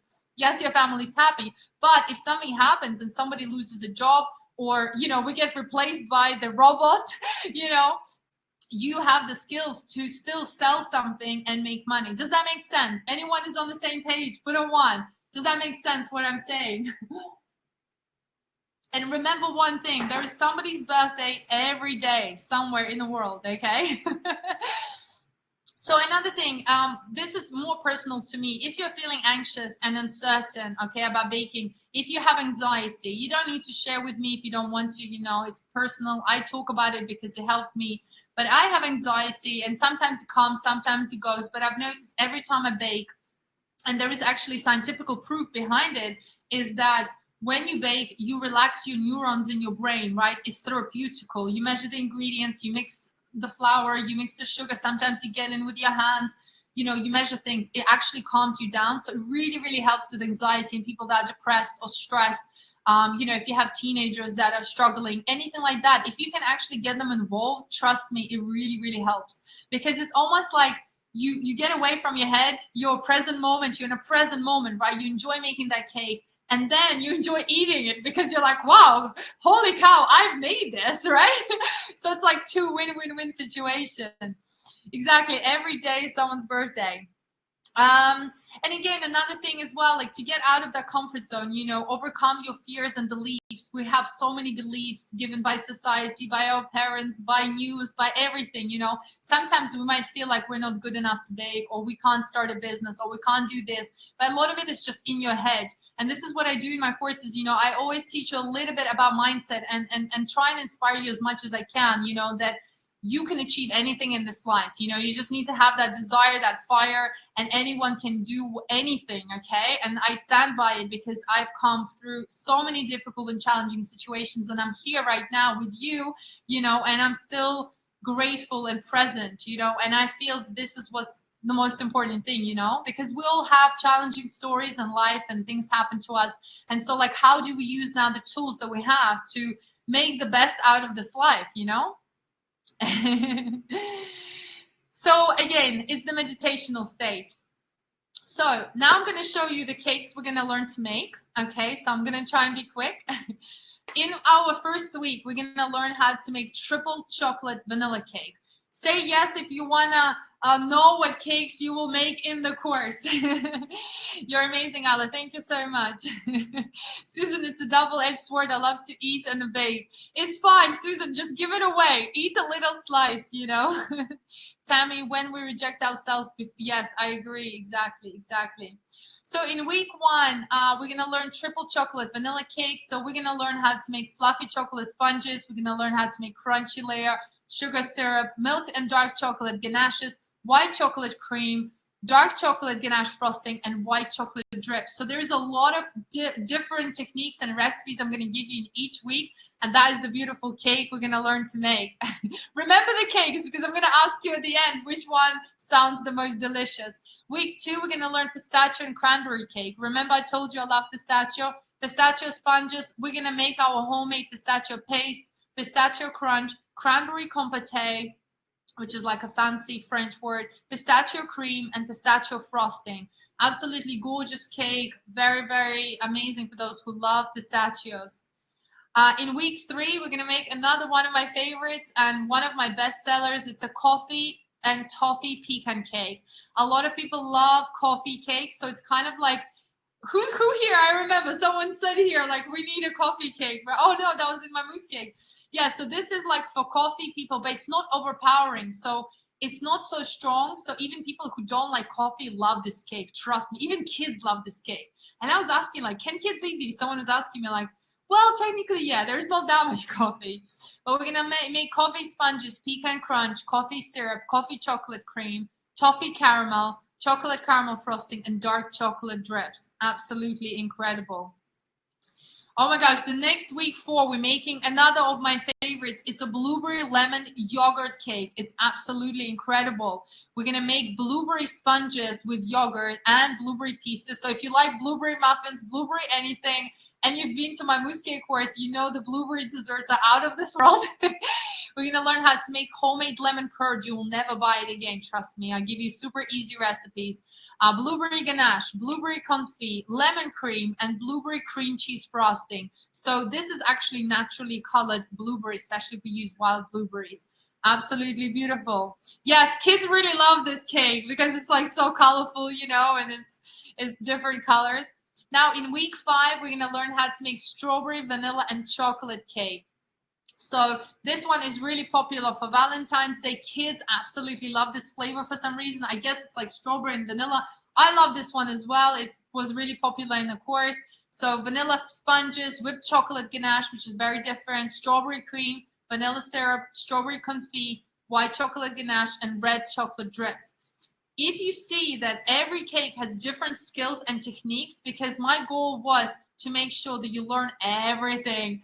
I like to give as much as I can. Week 6 is another of my favorite. If you like apricots or peaches, apricot chocolate cake. So it's like creamy, soft chocolate sponges with apricot ganache and apricot pieces. Absolutely amazing. Apricot cream and chocolate buttercream frosting. So good. How do these sound so far? Wait, you haven't heard them all. Week 7 is salted caramel and carrot cake. Now, this is the top winner for every single student that does my sponge cake course. Absolutely the favorite. It's my signature recipe. Well, all of them are, but this one is special. We make our carrot sponges. We make a golden cheesecake. I can't tell you what it is. Obviously, you will learn if you come to the course. We're making homemade salted caramel, cream cheese frosting, and gold chocolate drips. This cake is out of this world, and we're learning a naked look technique on this cake, okay? Absolutely my favorite. Next week, we're going to up it a notch. We're going to learn how to make mango, cherry, and vanilla cake. This one is like a birthday extravaganza, okay? Mango sponges, mango ganache, cherry mousse, passion fruit syrup, sour cherry confit, cherry cream, and ruby chocolate drips.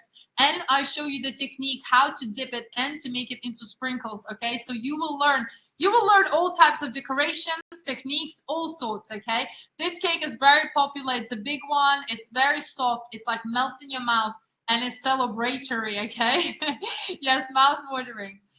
Week 9, we're going to learn the top one again. It's red velvet and raspberry cake. Absolutely incredible. Moist red velvet sponges, raspberry confit, raspberry ganache, cream cheese frosting, and Swiss buttercream. Again, you're going to learn Swiss buttercream, chocolate buttercream, cream cheese frosting, nutty frosting. There's so many frostings. You will have basically all the skills you need. So if you went to culinary school, you would learn this in 2 years. But with me, you're going to learn this in 3 months, okay?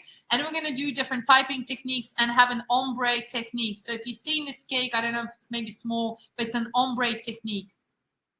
Oh my gosh, week 10, again, a bestseller cake. It's a Biscoff cookie cake. If you've never tried Biscoff in your life before, you're missing out. So this cake is out of this world again. We're going to learn how to make caramel sponges, Biscoff pecan crunch, salted caramel, cream cheese Biscoff frosting, golden ganache frosting, and white chocolate drips. It's to die for. This cake is always the best seller.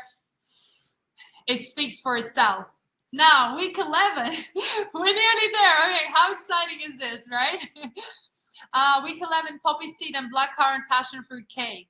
So poppy seed sponges, they are amazing. They have a crunch. Blackcurrant namilaka, which is like a very soft, amazing filling, okay? Milky syrup, passion fruit ganache. If you like passion fruit and berries, this cake is the bomb. Blackcurrant confit, vanilla mascarpone cream. So it tastes like ice cream. This cake literally melts in your mouth. And vanilla buttercream. And I show you how to decorate this cake with flowers, okay? So like a flower technique. And of course, our finale is week 12, chocolate Ferrero Rocher lime and coconut cake.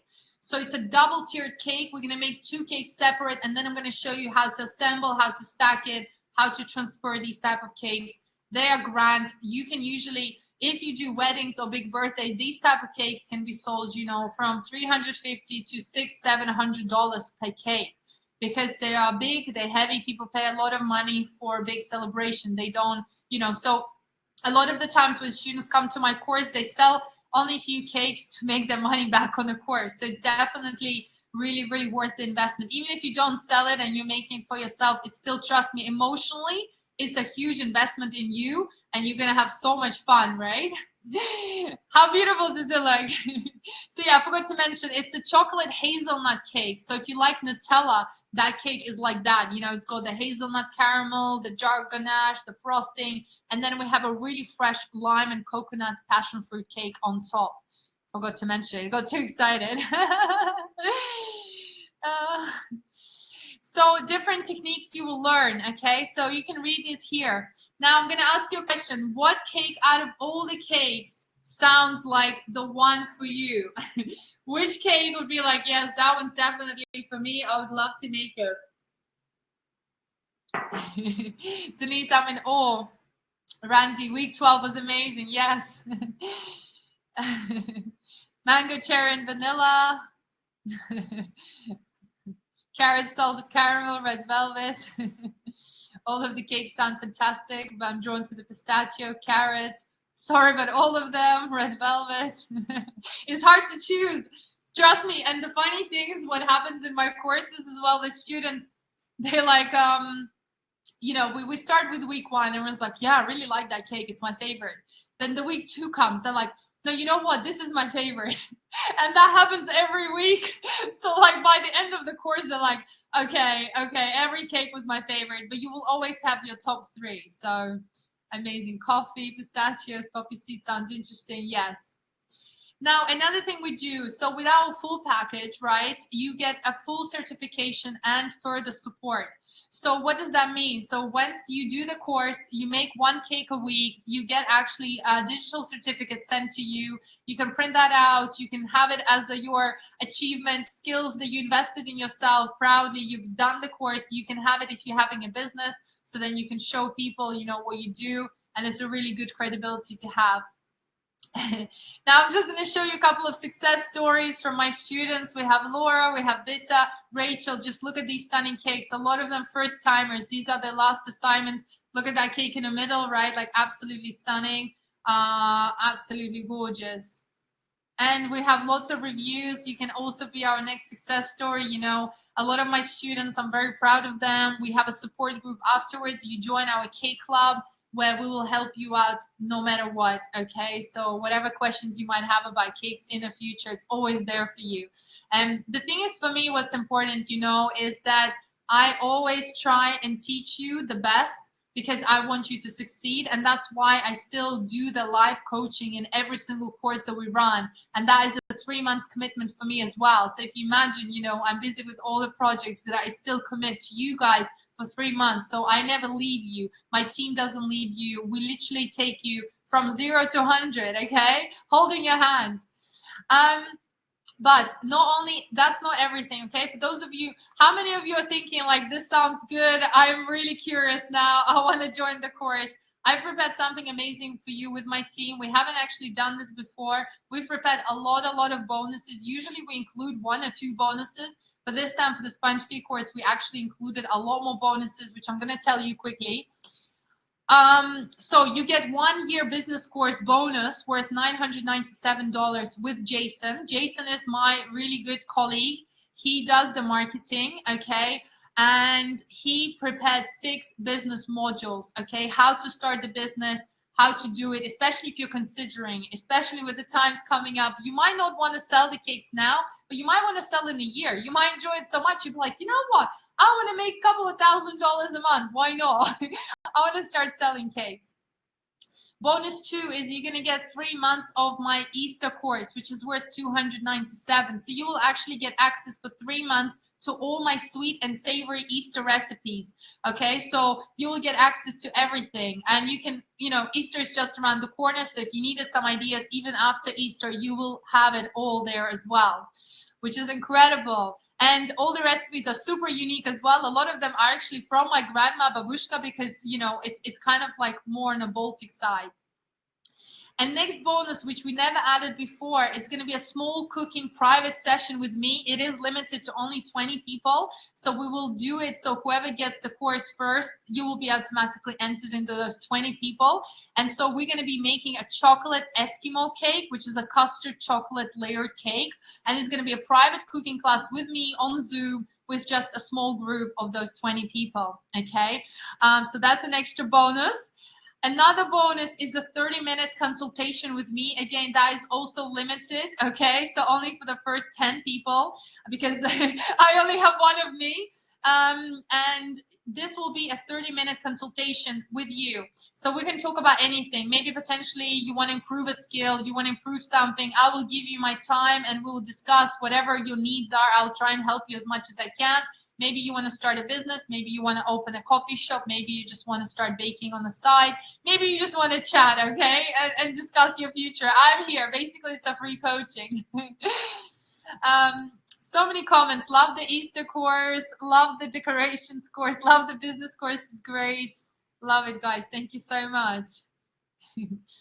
Another bonus, which we're going to include, it's going to be one of my best ebooks. It's a no-bake dessert recipe ebook worth $67. It's around 30 of, oh no, I think it's like 60 pages. It's very big. So that will sort you out for the summer with lots of no-bake desserts. So you don't need to break your head. You can basically come up with lots and lots of ideas and use that for the future, okay? And another bonus, which we've never done, okay, this is going to be a $200 discount course on my next course, which starts in May on Baltic cakes. So if anybody is already my student or, you know, I know some of you are new here, so we're giving out, again, it's limited. It's going to be only for 1 week, but it's going to be $200 off my brand new course, which is coming out in May, and you'll be able to use that discount. So that's all the bonuses, okay? So you get obviously your 12 weeks of sponge cake course, everything I mentioned before, the support, the videos, the printable recipes, coaching, and we have 2 packages. So the first one is the basic package, okay? So its total is $597. I don't know if anyone here is from London, but we've put the price in pounds as well. The basic package gives you access for everything, but you don't get the bonuses and you don't get a certificate. And your access to the course is 1 year. And then the best package, the most popular one, the most of my students get is the full package. It's only $100 more, but it literally gives you all the bonuses that I've mentioned. It gives you everything else, and you get a certificate. And the best part is that you get the access to the course for lifetime, okay? So I think my team just popped the screen. If anyone is ready, and if you want any packages, let me know. I will just tell you more.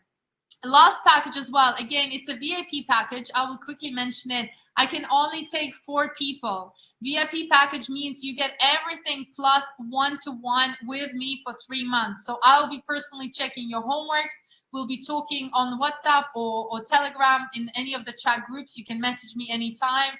Don't message me at 3 a.m., on a Saturday. But I will personally guide you if you're thinking of opening business. It's like a private one-to-one, okay, for VIP. It's not for everybody. It's really for people who really want to elevate the game, for people who want to take it further. Just to give you an example, one of my students that took the VIP package, this was 2 years ago, she's now making $7,000 a month by selling cakes. And I'm not making this up. This is real, the real stories. A lot of my students make from $2,000 to $3,000 a month. She's exceptional, but she makes a lot of cakes because, but it's really, really possible. So yeah, so these are all the things. Joanna, could you pull up so we're going to put a link now where you can just click and choose the package that works for you. And open to any questions. So if anybody has any questions, I'm happy to answer them. I just need to click the chat again. It's disappeared. Yeah, so lots of bonuses, lots of great idea. All the bonuses alone just worth like $3,000 plus the course. So you're saving like $5,000. It's really not a lot in a sense if you think about splitting it into monthly payments. We also have a monthly payment. I forgot to mention that. It's like over $200 a month, but it's a knowledge for life. It's a skill for life. And trust me, you just need to sell a couple of cakes to return the value on the course. And I promise you, I do everything and anything to make sure you succeed. Any questions, anything else that you want to ask me? Yes, so everybody who already signed up for the sponge cake course, you will be eligible to all the bonuses. Yes, I know some of you already signed up. Yes. That's absolutely. Don't worry. Wanda, the course is amazing. The course sounds amazing. Can we teach? Not sure what you mean. Yes. When does the course start? I have a question. The course starts on 15th of April, so in 2 weeks. So if you sign up today, we send you everything. We send you the welcome pack, everything you need to get, ingredients, but everything is pretty simple. You don't need any crazy ingredients. It's kind of straightforward. Yeah. Yes, you can definitely use frozen fruit. Someone asked, can I use any frozen fruits? Absolutely. Carol, when do we have to start paying? So as soon as you buy the course, you pay. So if you want to get the monthly package, you will have your first payment now, and then the rest will come out once a month. So hopefully that makes sense. What else I was going to say? A couple of other questions they usually asked are like, I think I've covered pretty much everything, but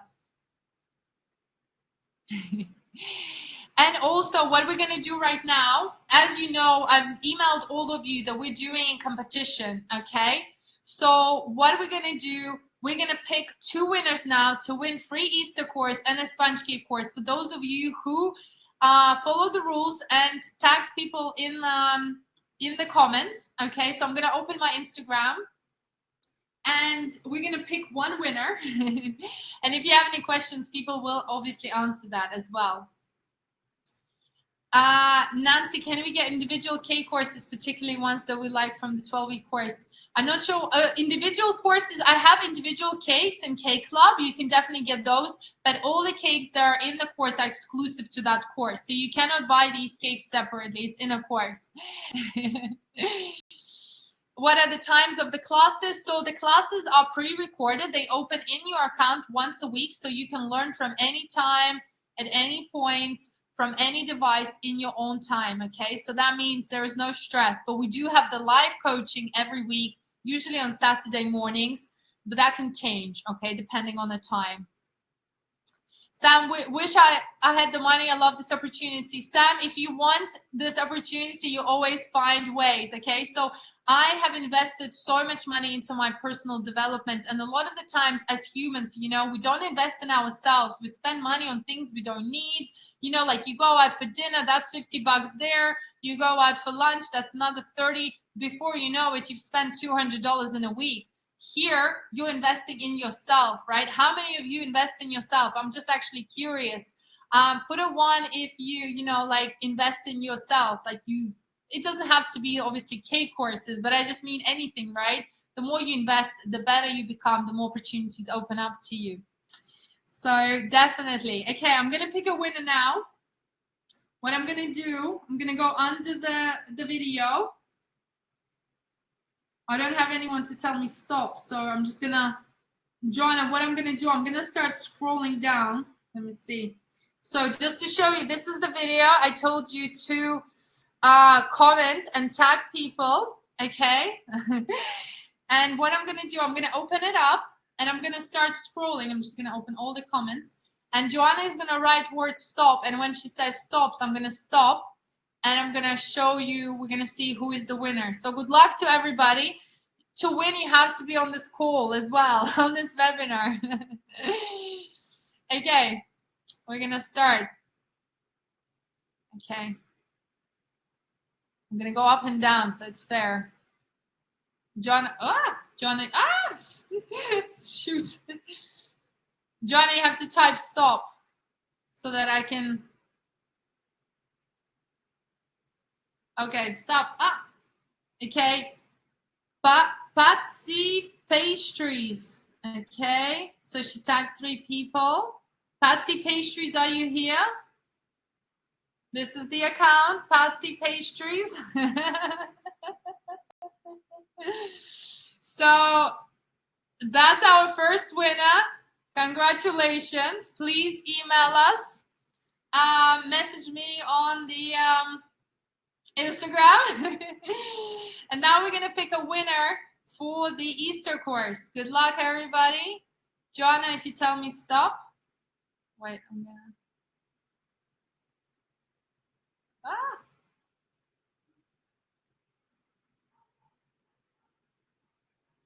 I'm scrolling. Keeps logging me out. I'm now with you, Alice. So positive and straightforward. She affects all of us with her sincerity, makes a difference. Thank you. Stop. Okay, Tia Zania. So she said looks incredibly delicious, but she did not tag anyone. Did she tag? So you have to follow the rules. Tia Zania, are you here? Okay. So Tia Zania, get in touch. This account here is private, so I can't open it. But I'm going to screenshot this so my team can message you as well. So congratulations to 2 winners. Right. Guys, how are we feeling? How are we doing? I tried to keep it short and sweet. So Joanna is gonna, if anybody has any more questions, Joanna can answer you all the time as we still go here, and Vladislava, about the course. I won the Easter course previously. It was wonderful. Amazing. So now we're gonna assemble our beautiful cake and finish it up. Are we ready for this? Anyone who signed up already for the course? So I know.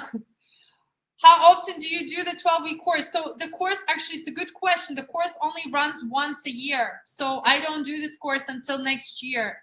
So if you really want to do it, I would recommend doing it this round because it's going to be a year until I do it again.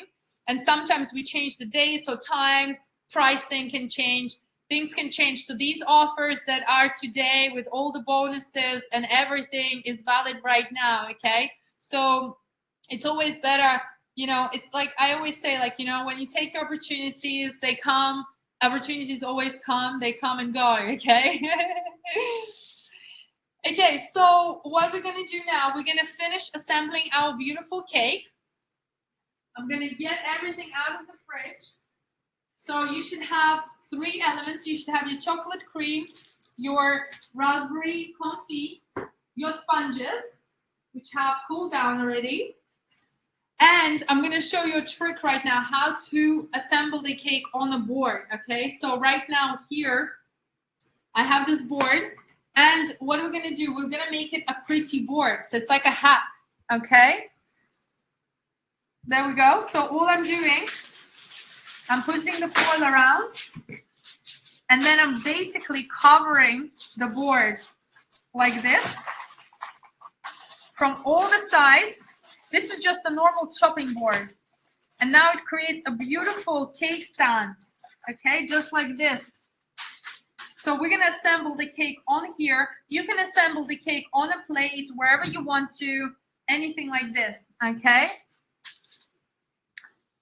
Tracy, when does the first class start? So it will start, the first class will start on Sunday. So 16th, we'll open the lesson and you will have a week, the first week, to make the first cake. So in like 2 weeks, 2 weeks, yeah, 2 weeks exactly. But we also give extensions. So, if you're going on holiday or you've got any trips planned, some of you are coming to my Mexican retreat, don't worry, you will have the extension. We're not like super crazy, we're not gonna like shout at you or anything like that. Like, if you need an extension, you can have an extension. We still have the mentors to check it, So very, very good stuff. Okay, so we're gonna start assembling our cake. We're gonna take our first layer. I'm gonna show you here. So we're gonna add a little bit of cream at the bottom in the middle of the board so that we can secure our sponge. We're gonna add the sponge. We're gonna press it down nice and tight, okay, just like this. Now you're gonna take your cream, and what we're gonna do, we're gonna hold it nice and tight. You wanna hold it in your palm, like this, okay? And we're gonna press on here. You don't press here or anywhere here. You press from the top. And you're gonna start piping these little blobs around the sponge cake, okay, around the middle.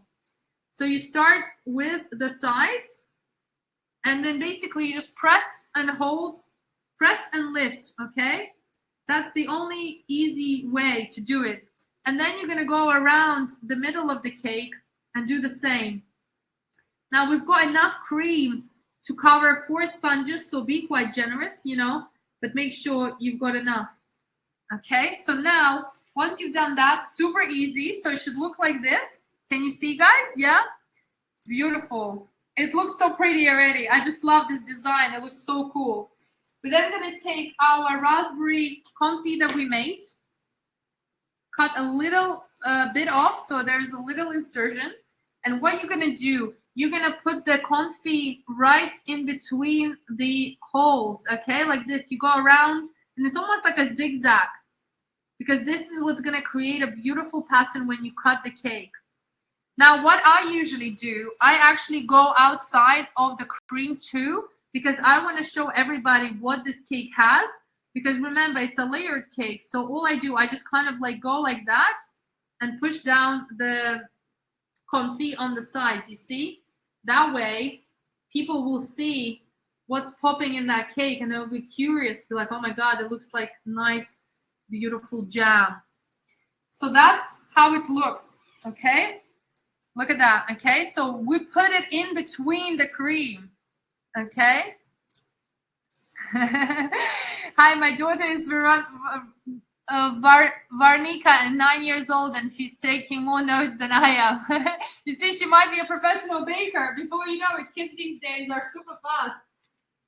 So now we take our second sponge layer, okay, and all we do, we place it right in the middle, and you just want to gently press it down, just very gently in the middle. You want to press it in the middle because if you don't press it in the middle, the cake is going to be a little bit sideways. So you want to press it in the middle and push down the cream a little bit. That's okay. So now you should have like a nice side like this. Yeah, can you guys see? Now we're going to take the cream again. And we're going to do exactly the same thing. So we're going to go around the cake, nice blobs like this. Pull, push, and then pull. Push and pull. Try and make them all the same size as much as you can, okay? This cake is so pretty. It's too pretty to eat. So then go around the middle, just like that. You see I'm doing it pretty fast because my hand is used to it. And then take the raspberry cream again and just go around the cake. And I'm doing it super fast. But again, you take your time. This is actually very enjoyable process. I like doing these parts, you know. And we're going to use the raspberry jam between 3 layers because the top layer, we're just going to decorate it with raspberries and the cream. It's up to you, really. Okay, I'm going to take my other last 2 sponges.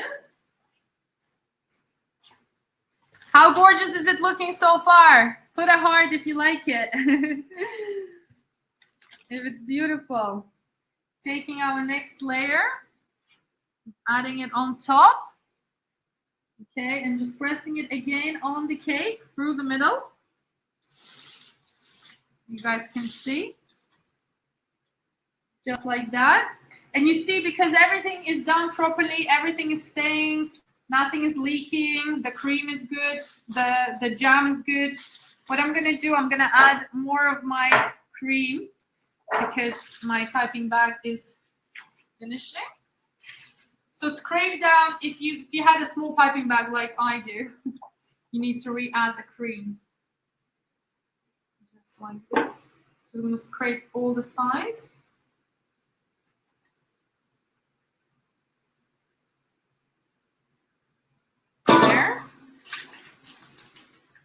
Okay, so now we need to make sure there's enough cream to finish up the last 2 layers. So you always want to leave enough for the last layer. Okay, get that in. Now make sure your piping bag is also always tight. So if you re-add the cream, you just squeeze, okay, and just re-add it. Now we're going to do the same thing. We're going to go around the sides. Just like that. Pipe it down. Now go in the middle. Just like that, nice and beautiful. And we're going to use the rest of the raspberry jam in here. But again, if you wanted to leave some on the top, you can do that too.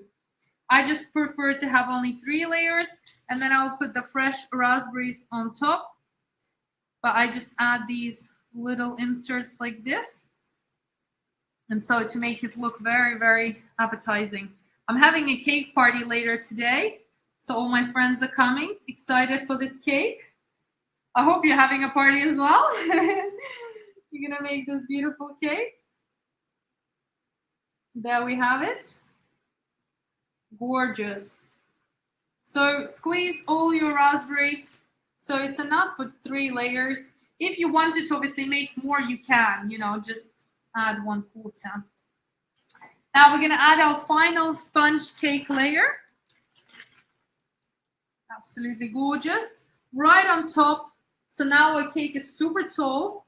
Press down on it again just to show you. Look how gorgeous this is. Yeah? Is it looking gorgeous?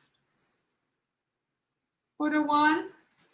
And you can decorate this how you want to. What I'm going to do, I'm going to add now the cream around the sides to make it look really pretty. So this is because this is your final layer. You do want to make sure that the blobs are perfectly piped here. I'm just going around, piping them around the cake. Okay. And I'm going to put a few in the middle.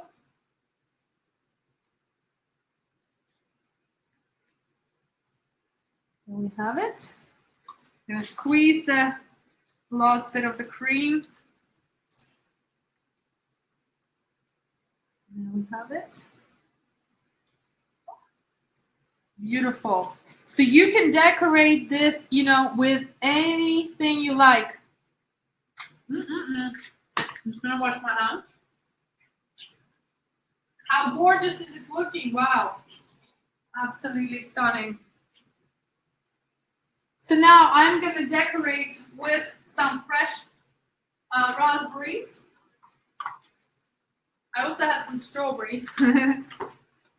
You can decorate with fresh raspberries or mint. It's really up to you to make it like as pretty as you want. So I'm just gonna go around the sides and add the berries in different places. Again, this is where your creativity comes on. So when you do the courses as well, of course, I give you all the recipes, but the goal is really then, you know, to really release your inner creativity, your inner child, really get in here, you know, start making beautiful cakes, designs, decorations. We have so many talented people in my groups. It's always amazing to see, you know, because it's like I'm here to inspire you and then kind of let you on your journey to discover the cake making and the process. You can add some sprinkles, you can add any decorations that you like, you know, in here, because it really is magical. Whatever you want. Just like that. So gorgeous. I like when it's a lot of raspberry because it really adds to the flavor and really, you know, makes it like even more raspberry than it could possibly be. Wow, gorgeous. I might put one here. There we have it. Look at this. There we go. Wait, let me just lift that up since I'm doing it myself. So here it is, beautiful, absolutely gorgeous cake. Look at that. Who's loving this? Who the one if you think it's gorgeous and you're excited to make your own now? I'm gonna put this in the fridge for a second because the cream is soft.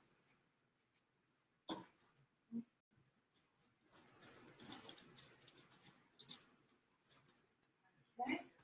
So I advise once you assemble it, put it in the fridge just for at least 1 hour, okay? Because we don't want it to go, you know, to go off and like slide down because the cream is a little bit soft. It can get a bit soft, and we don't want that. Okay, now I'm going to show you how to make the cake balls, the extra bonus recipe that I promised you. And this is really, really easy.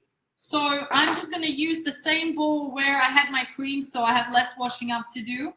What we're going to do, we're going to take the scraps of the cakes if you haven't eaten all the cake. Luckily, I have no one here, so I'm just going to eat it myself. So I'm just going to add the sponge. Now, if you have a food processor, you can do this in a food processor. If you don't, all you want to do, you just want to break down the remaining sponge that you have. I just use my hands like this. You see, and it breaks it down into these crumbs. So just go ahead and do that. This won't take even long. And you want to do this with all the sponge. It's actually kind of a fun process. So if anyone was annoying you this week, you just kind of take it out on the sponge. You know, you squeeze it and give it all. Release. And then you do the same with the last bit of sponge. Now here, this is optional. You can add any jam you want. We're going to use the remaining cream that we saved. So I saved about 2 tablespoons of cream. So I'm just, well, yeah, about 2 large tablespoons. So I'm just adding the remaining cream in here. We're going to get messy here with our hands. If you've got kids, they might enjoy this process.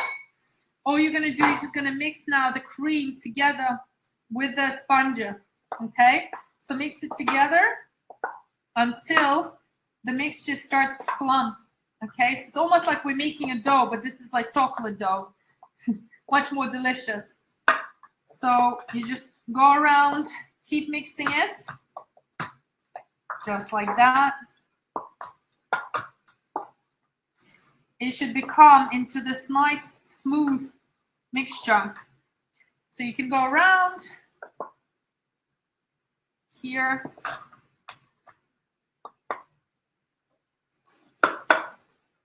Okay. Now squeeze it like this into a giant bowl. So this is our mixture for cake bowls. There's a couple of things you can do. First thing, more longer process is to actually, well, first we're going to create the bowl. So I'm going to take the parchment paper that I baked my sponges in. We're going to break a little bit off. I'm going to squeeze it in your hand. Just like this. Form like a little bowl. Roll it. If the cake is too dry and it's not rolling for you, you might need to add more jam or cream, okay? But you should have bowls like this. You're going to add them here. You're going to repeat this. How long can I make it for and give it tomorrow? So the cake will last 2-3 days in the fridge, so you can make it today and give it out tomorrow, absolutely.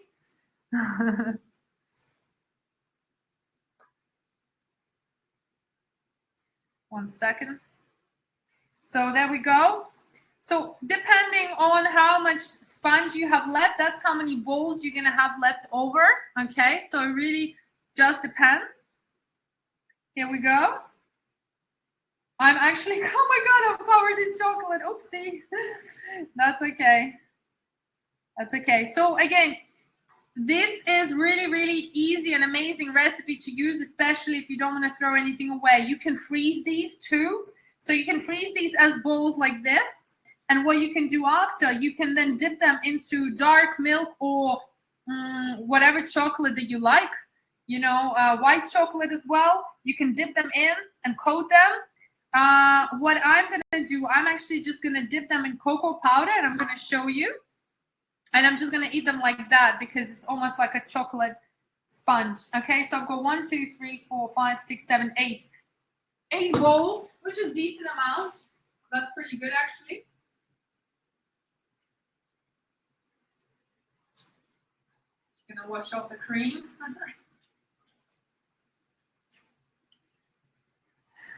How exciting is this so far? Oh. Put a 1 if you are loving this. You better be loving this. We're spending a whole Saturday together. Okay. So last but not least, okay, what we have here, we have cocoa powder, okay. Yeah, if you put them in a freezer, you don't want to cover them. If you put them in a fridge, again, depends for how long. If you don't dip them into anything, just leave them in a freezer for like an hour and then dip them, and then you can put them in a fridge. Otherwise, if you're just gonna leave them in a fridge like this for no longer than a couple of hours, because yeah, they're gonna become a bit dry on top. So what I'm doing now, I'm gonna add a little bit of cocoa powder into a bowl, okay? Just like this, not too much. Don't know if you can see. Hopefully you can see. And I'm going to take each cake bowl, and all I'm doing, I'm just dipping it into cocoa powder like this, using my hands. Nothing fancy here. We don't need any crazy equipment. And there we have it, our chocolate cocoa bowl. And you do that with all the bowls. And because they're still like a little bit like wet and soft, they will absorb the cocoa powder. And you just put it back onto your parchment paper. And then you can transfer these onto a plate, because you don't really, you don't really need to put it on parchment paper anymore, because you have now that protection. So then, you just kind of like, you can even shake it like that. Makes it easier. It's almost like making a truffles. If any of you ever made the truffles, I have some truffle recipes on my website, but this is better. Trust me, these taste so good. If you freeze them, if you eat them like this, they're like a hit. I'm going to show you now. I'm going to put them on a plate. I'm going to show you the consistency, even when it's not fully cooked. So then, just like that, put them on a plate. Oh, one bowl just flew away. Like this.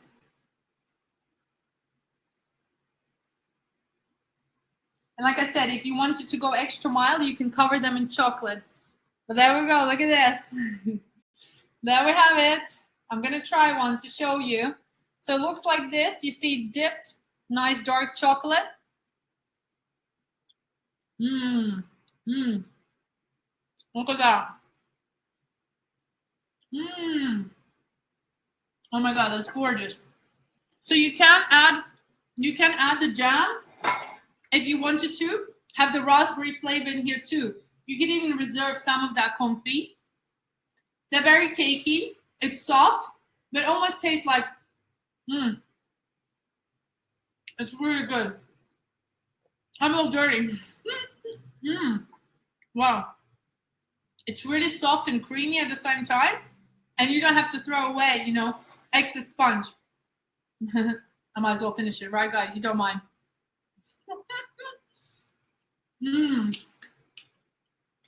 Wow. You're going to love this recipe. It's so good, so easy. Hopefully I did a good job explaining it to you. So you think it's easy? Put a 1 if you enjoyed this class. Susan, you're kidding me. I'm enjoying it for you.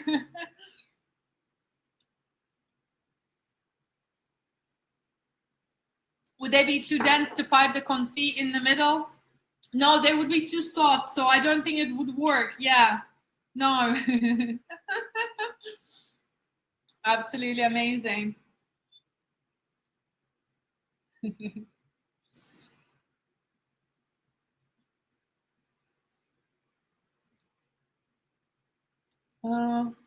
Thank you very much. If you bake 1 tray at a time with the cake and the batter bean still counter.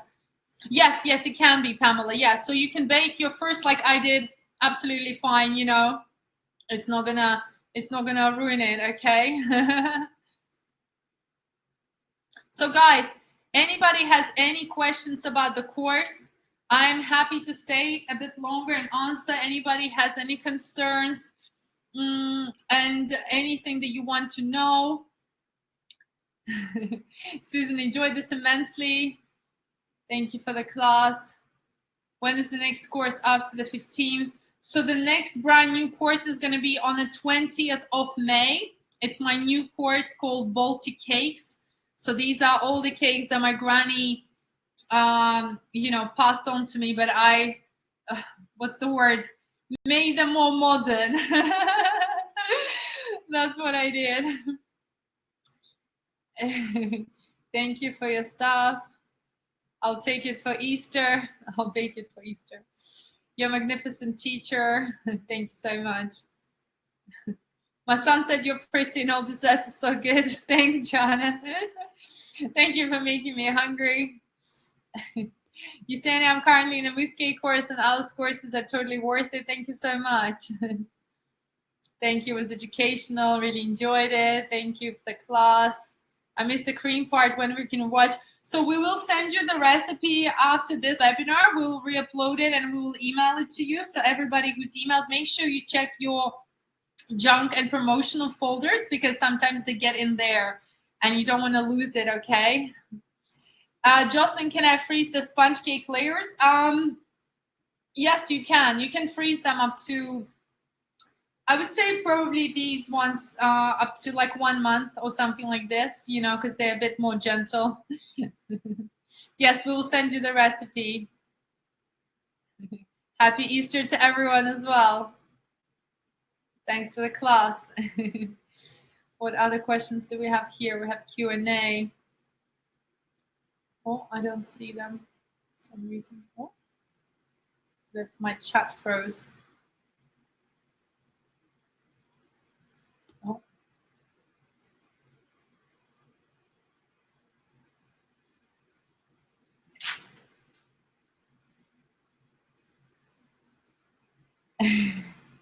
Any questions about the course? I'm just going to put the presentation back on so that we have... John, something's up with my... Oh. Yeah, something's up. Yeah, I'm gonna put this slide in here in case somebody has any questions with regards to our full package, the most popular one with a course. Yes, you can use coconut flakes too. Yes, you will have the replay. Yes, if you bake the sponges, the half the batter can stay on the tray. That's fine. I can't wait to make this cake for my family. We don't. Oh, you mean like to cut the cake? George is asking what kind of knife you need to cut the cake. Just use a big knife. You know, I usually use like a sharp knife. So like straight like this. Don't use the bread knife. You just slice it. It will be super easy. Oh yeah, I can show the cutting of the cake. Do you guys want to see the cutting of the cake? Jocelyn, you make the classes sound so easy and very interesting. Thank you so much for bringing out the best baker in me. You're so welcome, Jocelyn. I'm so glad I've touched so many lives, you know, and I've realized that's my biggest purpose, you know. Fabulous, great lessons. We will send you all the details in the recipe, so don't worry. Yeah, put a 1 if you want to see cutting the cake. Just give me a minute. This counter looks like I had a baking explosion in here.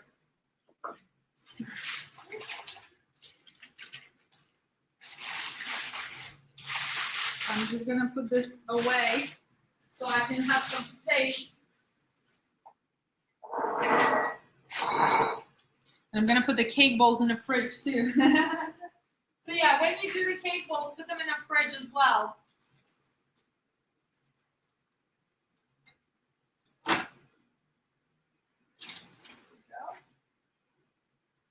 Yeah, the cake is nice and set. Oh wow, it's so gorgeous. The only thing, hang on, just give me 2 minutes. I'm gonna clean the counter, you know. Since I'm a professional chef, I need to make sure it's all professionally done.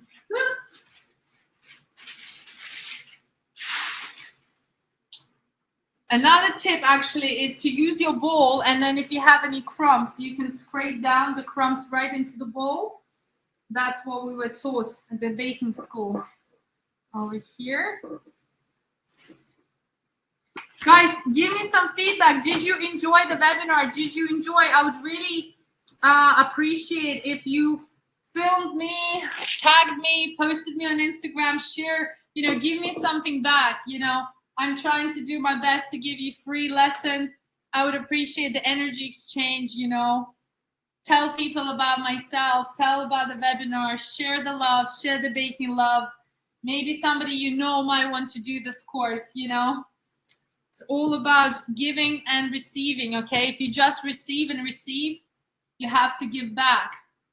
It's all about the energy. Okay, so let's get the cake out. Look at this. Absolutely gorgeous. Don't even think I have time to film it. Let me just stop this. Okay. Can you see?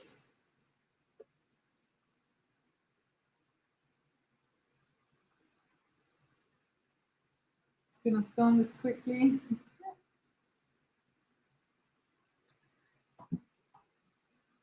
We are about to cut the cake live on my show and here. So guys, make sure to get a nice sharp knife, okay? Look at this gorgeous cake. So there's a couple of ways, right? You can cut it in half or we can cut a slice. I'm just gonna cut a slice to show you. Right.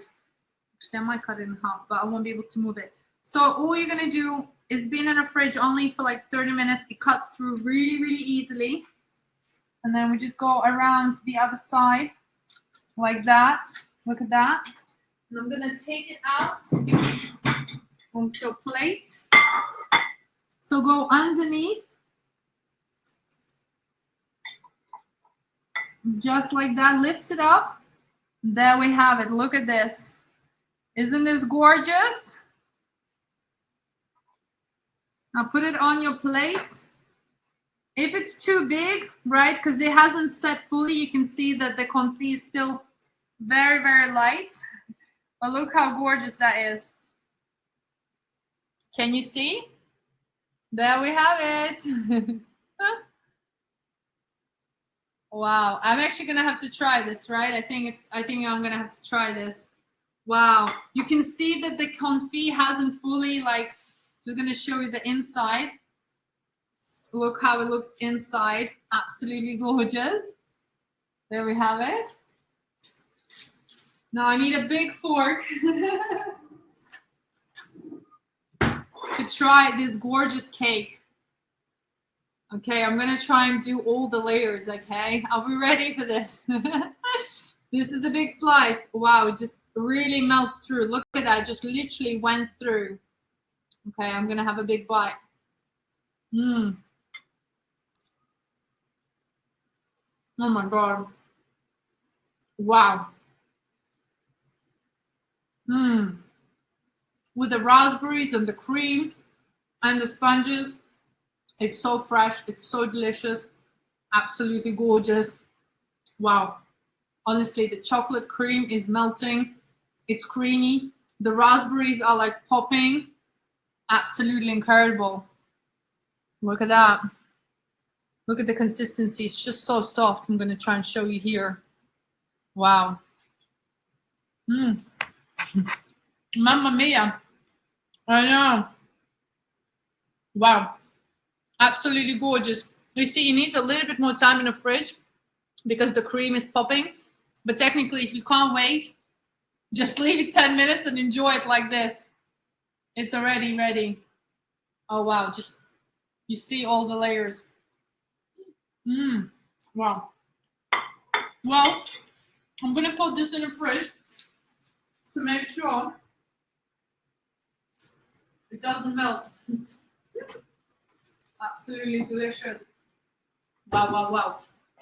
And the best part that this is homemade, right? Like I mentioned to you before. Homemade cake at home. You know exactly what's in there. A couple of ingredients. Nothing bad for you. No palm oil. No weird ingredients. No things you can't read, you know?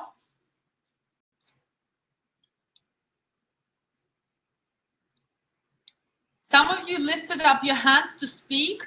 Is that a mistake, or do some of you want to come on camera and talk? I can see a lot of hands. Looks amazing. Can't wait to make it.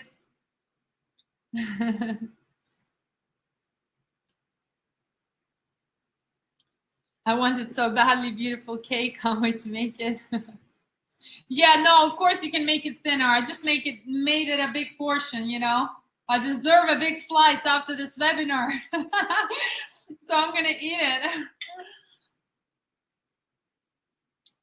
To transfer the cake to a plate, you just lift it up and slice it. So you want to decorate your plate and assemble the cake on your decoration final plate, okay? You're not going to be able to transfer it anywhere else later. So whatever plate you're going to have your cake on, that's where you're going to leave it. Does that make sense?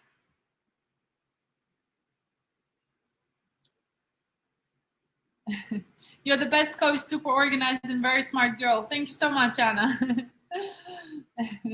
Really enjoyed your webinar. Can I study courses at my own time? Yes, of course. So you will have it open every week and you can learn whenever, at whatever time, you know, that suits you. So don't worry. We have you here as well with us. So you're never alone, okay? And you also get, I forgot to mention even, you know, you're going to join an amazing community like we have here. Imagine being surrounded by this amazing energy. Like we have an incredible mousse cake class this year. Every year, pretty much, I have an amazing group of people and a lot of you become best friends. It's an amazing place to, you know, go and talk to your fellow bakers about anything baking. Because, you know, your partners or your kids don't want to hear about your sponge soaking or which cream you're using now. They just want to eat it. So sometimes it gets lonely, you know. So it's good to have that community and chat with everyone. And this is so good for Easter. Yeah, 100%. Definitely can use it for Easter as well. Thank you so much for the great class. Amazing teacher. How long can you keep the cake in a fridge? So the cake can be in a fridge up to 3 days, but I would recommend to consume it within 2 days. So you can always make it a day ahead, keep it in a fridge, and then consume it the next day with your friends or family or whoever you're making it for. You know. So guys, what we're gonna do, all the bonuses will be available for 1 week. And the replay for the webinar will be available for 1 week with the recipe. So we will send you a replay and you will have 1 week to make the cake. And we're starting in 2 weeks, the course. So we have 2 weeks to join the course. We will keep all the bonuses for 1 week though, especially all the extra ones that we included. So if you wanna have some time, think about it. If you have any more questions, you can always email us, you can message me. We're here to help you. So if anything we can do, if you need a different payment plan, we can always talk. Whatever you need, we're here to help you. And yeah, feel free. Make sure you tag me. Make sure you take the photos, you take the videos of the cake when you make it. Tag me, share, email it to me, share your photos in Facebook group if you're in my free group. I have a free group on Facebook as well called Super Fans. I don't know if we have a link. You can share there and share anywhere on, social media. I will repost all your beautiful cakes. Anybody's making this cake today? Put a 1 if you're making this cake today. I want to see how many of you are making it today, because I want to see some pictures today. I want to see some early birds. Terry, it's nice to share information and knowledge. Thank you again. No, you don't need to cover the cake in a refrigerator. Galina, you're an amazing teacher. Thank you very much. Thanks, Galina. Thank you, Ali. You're an amazing teacher. We'll bake to show you the result. Yes. Thank you. This will be my Easter cake. Definitely. Definitely. Amazing, guys. Well, got any last minute questions?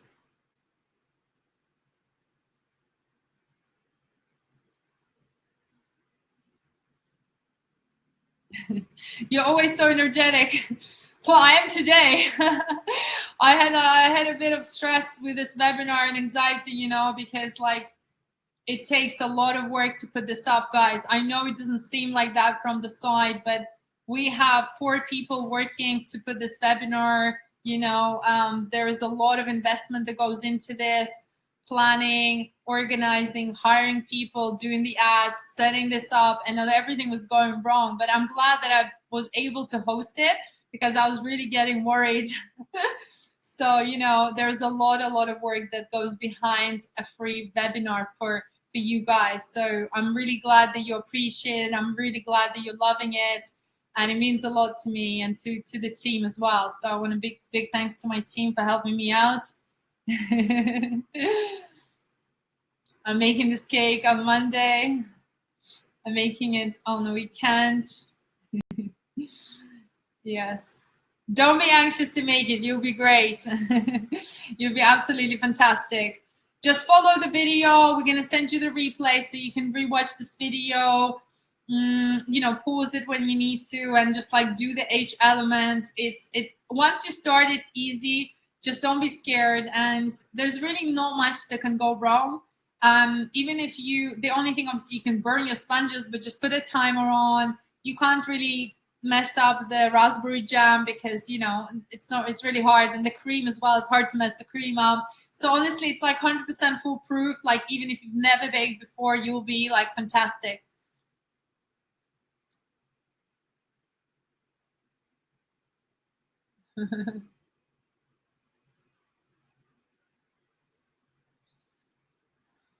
You never showed. I know.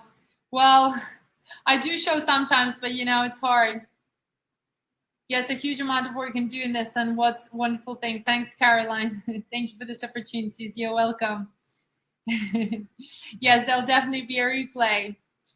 Well, guys, thank you so much. Thank you for coming. Thanks for sharing. And we will send you an email in 30 minutes, I believe. Yeah, so in 30 minutes. So at what time is it now? So at 4, I don't have Eastern time. Hang on, let me just tell you exactly. So at 5 p.m. Eastern time, the recipe and the video will come up. So if you don't get it, check your spam, your junk email. It should be there. Because we're sending a PDF file, sometimes they get lost there. If you don't get it after 5 p.m., just email us and we will send you the links. But I think you should all be getting it, especially if you mark my emails to say, so 5 p.m. Eastern time, 10 p.m. London time. For those of you who are in Dubai, it's going to be at 1 a.m. So you'll probably be sleeping, but you'll make the cake tomorrow morning. Thank you for your amazing. Thank you for generosity and sharing your knowledge with us, sending good vibes and love. Thank you so much, Tracy. Yes, thank you so much, guys. Thanks. I feel it. I feel your love. I feel your gratitude. Thank you. So yeah, the lifetime package will have access for, so the full package and the VIP has a lifetime access. So you will always, so a lot of the chefs, if you've done any courses before, they don't give you they don't give you access forever. They only give you access for 3 months up to a year. So all of my students know this, and they have all their courses that they've purchased like years ago.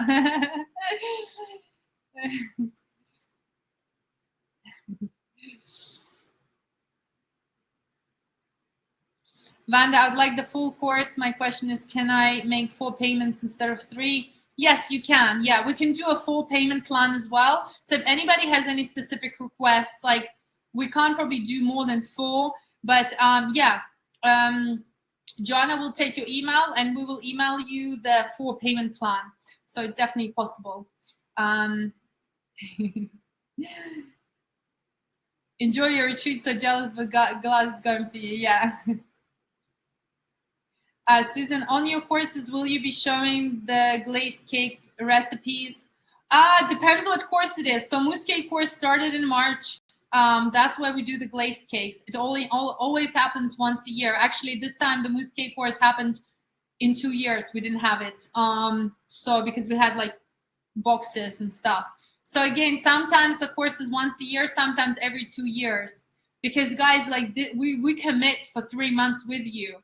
Because a lot of the courses that you buy online, you just buy online and you study at your own pace. There's no community. There's nothing going on. There's no chef behind like me, you know, with you. So that's why we do it once a year, because we fully commit. And everybody who's in the group commits, which means you actually make all the cakes. You're more motivated. You're more driven. You have accountability. You actually succeed better. You have the energy in the group. You have my energy in there. We do the life coaching, you know. It's like you're getting the result, you know? How many times have you bought a course and you never studied it? I know that I did. I buy courses often, and sometimes the life gets in the way. And if I don't have any accountability, no weekly webinars or anything like that, I don't do that course. So you always get your return on investment, you know? You're always going to become better. And you're always going to be a different person before and after the course. So... yeah, Susan said she would also like the 4 payment plan. Yes, Susan, we can do that. Just drop an email in a private section, and Joanna will take your email and we will email it to you. Yes, I think I'm a little bit ahead of you in time-wise.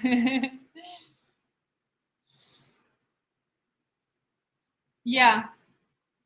Susan, just drop your email, and Wanda as well, to Joanna, or just drop it in a comment, and we will email it to you, because yeah, sometimes these emails get lost. But yeah, so I think it's definitely a different type of energy, you know, when you're doing it live versus when you're doing it at home on your own. And I actually did a little experiment, you know, a little story. When I started, this was, oh my gosh, how many years ago now? I think I started doing online courses 5 years ago. When I started, I used to do the option where you just buy the course and you do it yourself. And do you know what the statistics are? So let's say 100 people bought the course, okay? Only 10% of those people did the actual course when there was no coaching, no support, nothing. And when you have the coaching and the group and the members and everybody sharing the cakes and you're commenting and you're supporting each other, it turns around. So then it's 80% of success of people completing the course. And that is why, the main reason why I still do the teaching, why I encourage this, because I'm basically your strict teacher, and I'm like, you gotta make this cake, you know? So yeah, it's definitely, you know, very, very different story. And I get it. And I think because we all humans, you know, we get busy, we get things that happening in our lives, and then before you know it, you know, like it's just becomes busy and you don't want to do it. And then one thing happens, the other thing happens, and then it's over.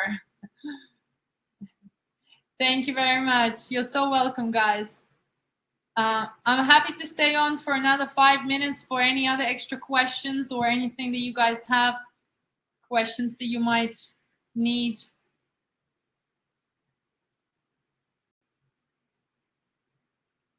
Susan, often find the online classes are actually recordings, no live. Yes, so the actual cakes are recordings, but we have live coaching every week to go over that cake, to talk like this one-to-one. Is we're not cooking in a coaching sessions.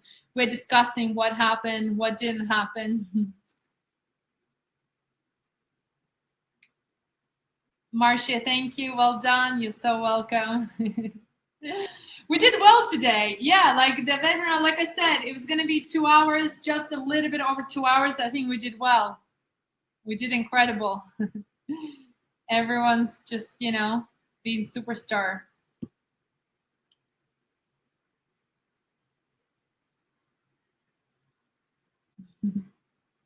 Amazing.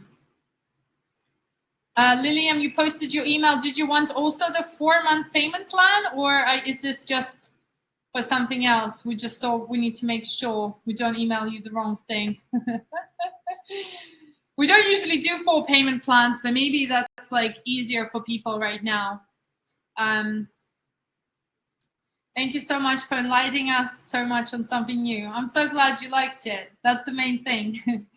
The main thing for me is that you learned something new today. You got inspired. You got a bit of energy. You're gonna make this cake. You're gonna have amazing time eating the cake. You're gonna remember me at the table when you're gonna eat the cake. You'll be like, that wonderful teacher. I remember that girl, woman.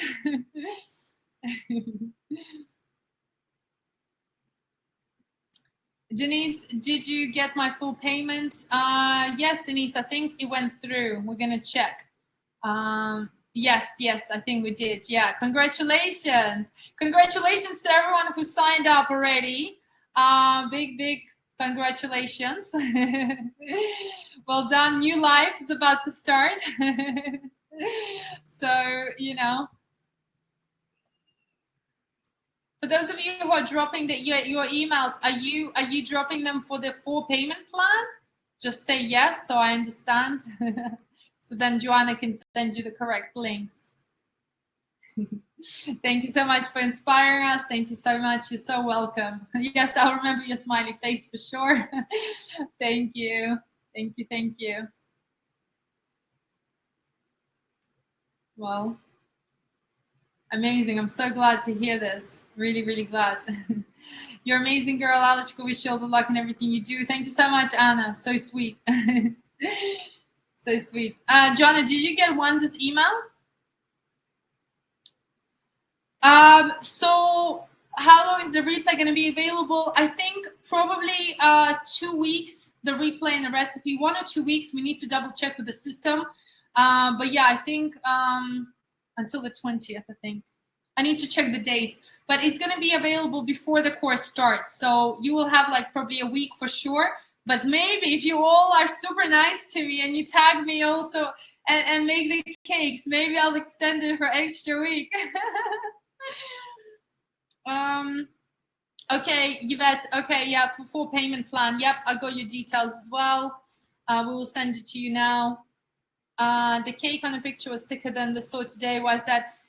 It's just probably the mold or whatever used, because we baked it in the rings. Today I showed you to bake on a pan. So it just depends. Sia and Joanna, can you send me a full payment plan?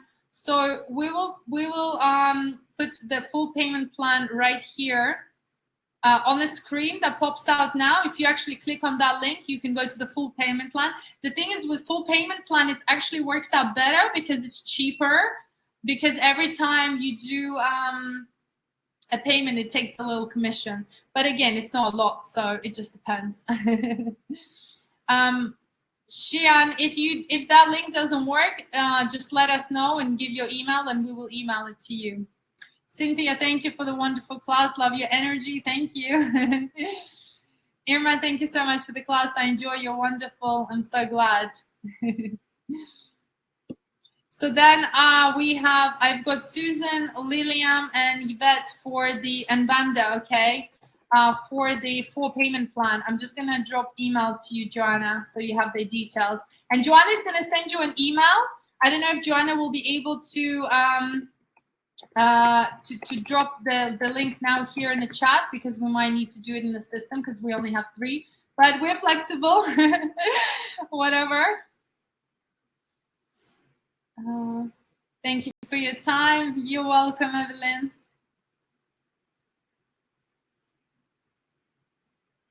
The link doesn't work. Maybe we can put the direct link. Joanna, can you put the direct link if it doesn't work? Let me just see. It works for me. Let me just put it in a chat, Sian. Let me see. Let me reply to you privately. Let's see if that works. If that works, this is the link for the full payment plan. Jane, what does buttermilk do in a baking the sponge? So when we have the buttermilk together with the baking soda, it creates the fluffiness to the cake. So it just makes the cake really airy and fluffy and spongy. So when you eat it, you will know once you try it. Xian, did that link work right now or not? Yep, Joanna, I sent you an email. Yep, I just got your WhatsApp. I've got like messages popping from everywhere.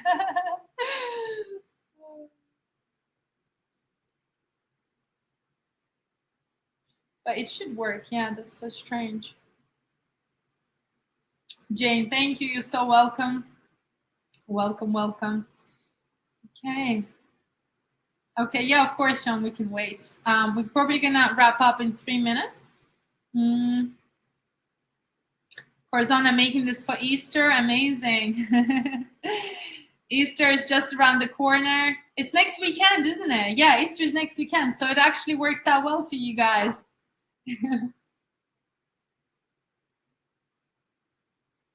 Yeah, so maybe in that case, I will keep it for 2 weeks for you. Until the 15th of April, you will have the replay and the recipe available to you. You can, of course, print the recipe and keep it.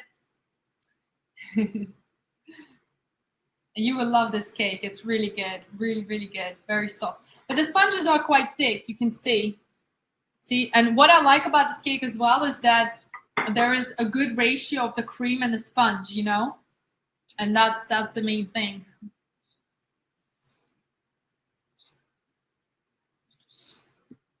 You're welcome, welcome, welcome.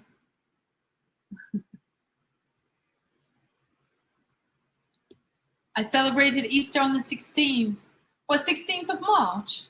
I thought Easter was on the 7th and then on the 16th for Orthodox, from my understanding. I guess maybe it's different.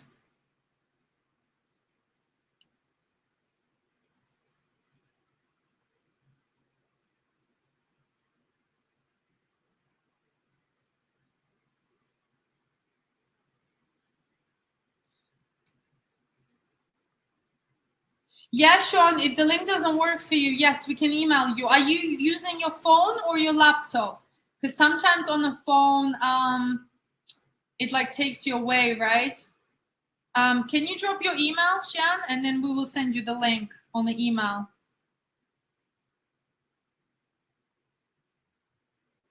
I can try actually send it to you now because I've got my email.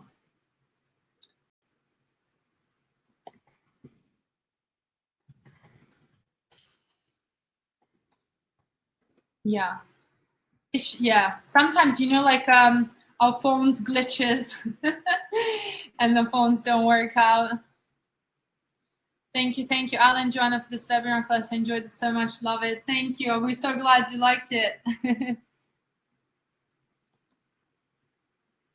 Sean, I like your email address, Speedy Egg. Sponge cake course. Yeah, what other things? Like we have, oh, where is my? I think we covered pretty much the most commonly asked questions. And also for those of you who want to see what's coming up, because I know I mentioned it, we have one course a year and we have a wait list usually. So it's always better to get on a wait list, especially if you're thinking of doing this next year. And you can see the list of all the cakes and everything you're going to make if you wanted to, you know, make this one first. A lot of my students, what they usually do, they because they're like, oh wait, I don't know if I can make this cake, and then they go away, they make the cake, and they're like, oh my gosh, I can make this, and then they sign up for the course, and then they make these cakes, and they're like, I can't believe it. Everybody's like, I can't believe it, you know. It's almost like they're shocked about making the cakes, you know, because they're like surprised themselves, which is awesome, you know. That's kind of the best thing. Sian, I've sent you an email, so let me know if you got that, but we will email you, and Joanna probably will email you as well. Get you all started. But yeah, very, very exciting. We're starting 2 weeks. And for those of you who are doing mousse cake course, I know some of you signed up for the second course. And if you're doing that, that's fine. As long as you have the time to do it and you're happy, that's all that matters. Okay, Vanda, thank you very much. We've got your email. We will email you all once we do the full payment plan. Okay, guys. Well, anybody has any more questions, feel free to email us. You can email us at alisyummyfood at gmail.com. And we're going to send you the replay in 20 minutes now, 15. You see, we're spending so much time together. So now you're going to get the recipe. And yeah, anything else? If you're stuck, don't worry. Ask me anything. There's no wrong questions to ask. You can always reach out to me on social media. I always check my DMs. Like, even though I have team helping me out, I still have people. I still always, read everything myself. So if you have any questions, if you want any help on different plans, let us know. But I'm super excited for those who signed up today. Congratulations. Woo, we're very excited. And yes, I will see you all very, very soon. All right, guys. Thank you so much. Bye-bye. Take care. Bye-bye.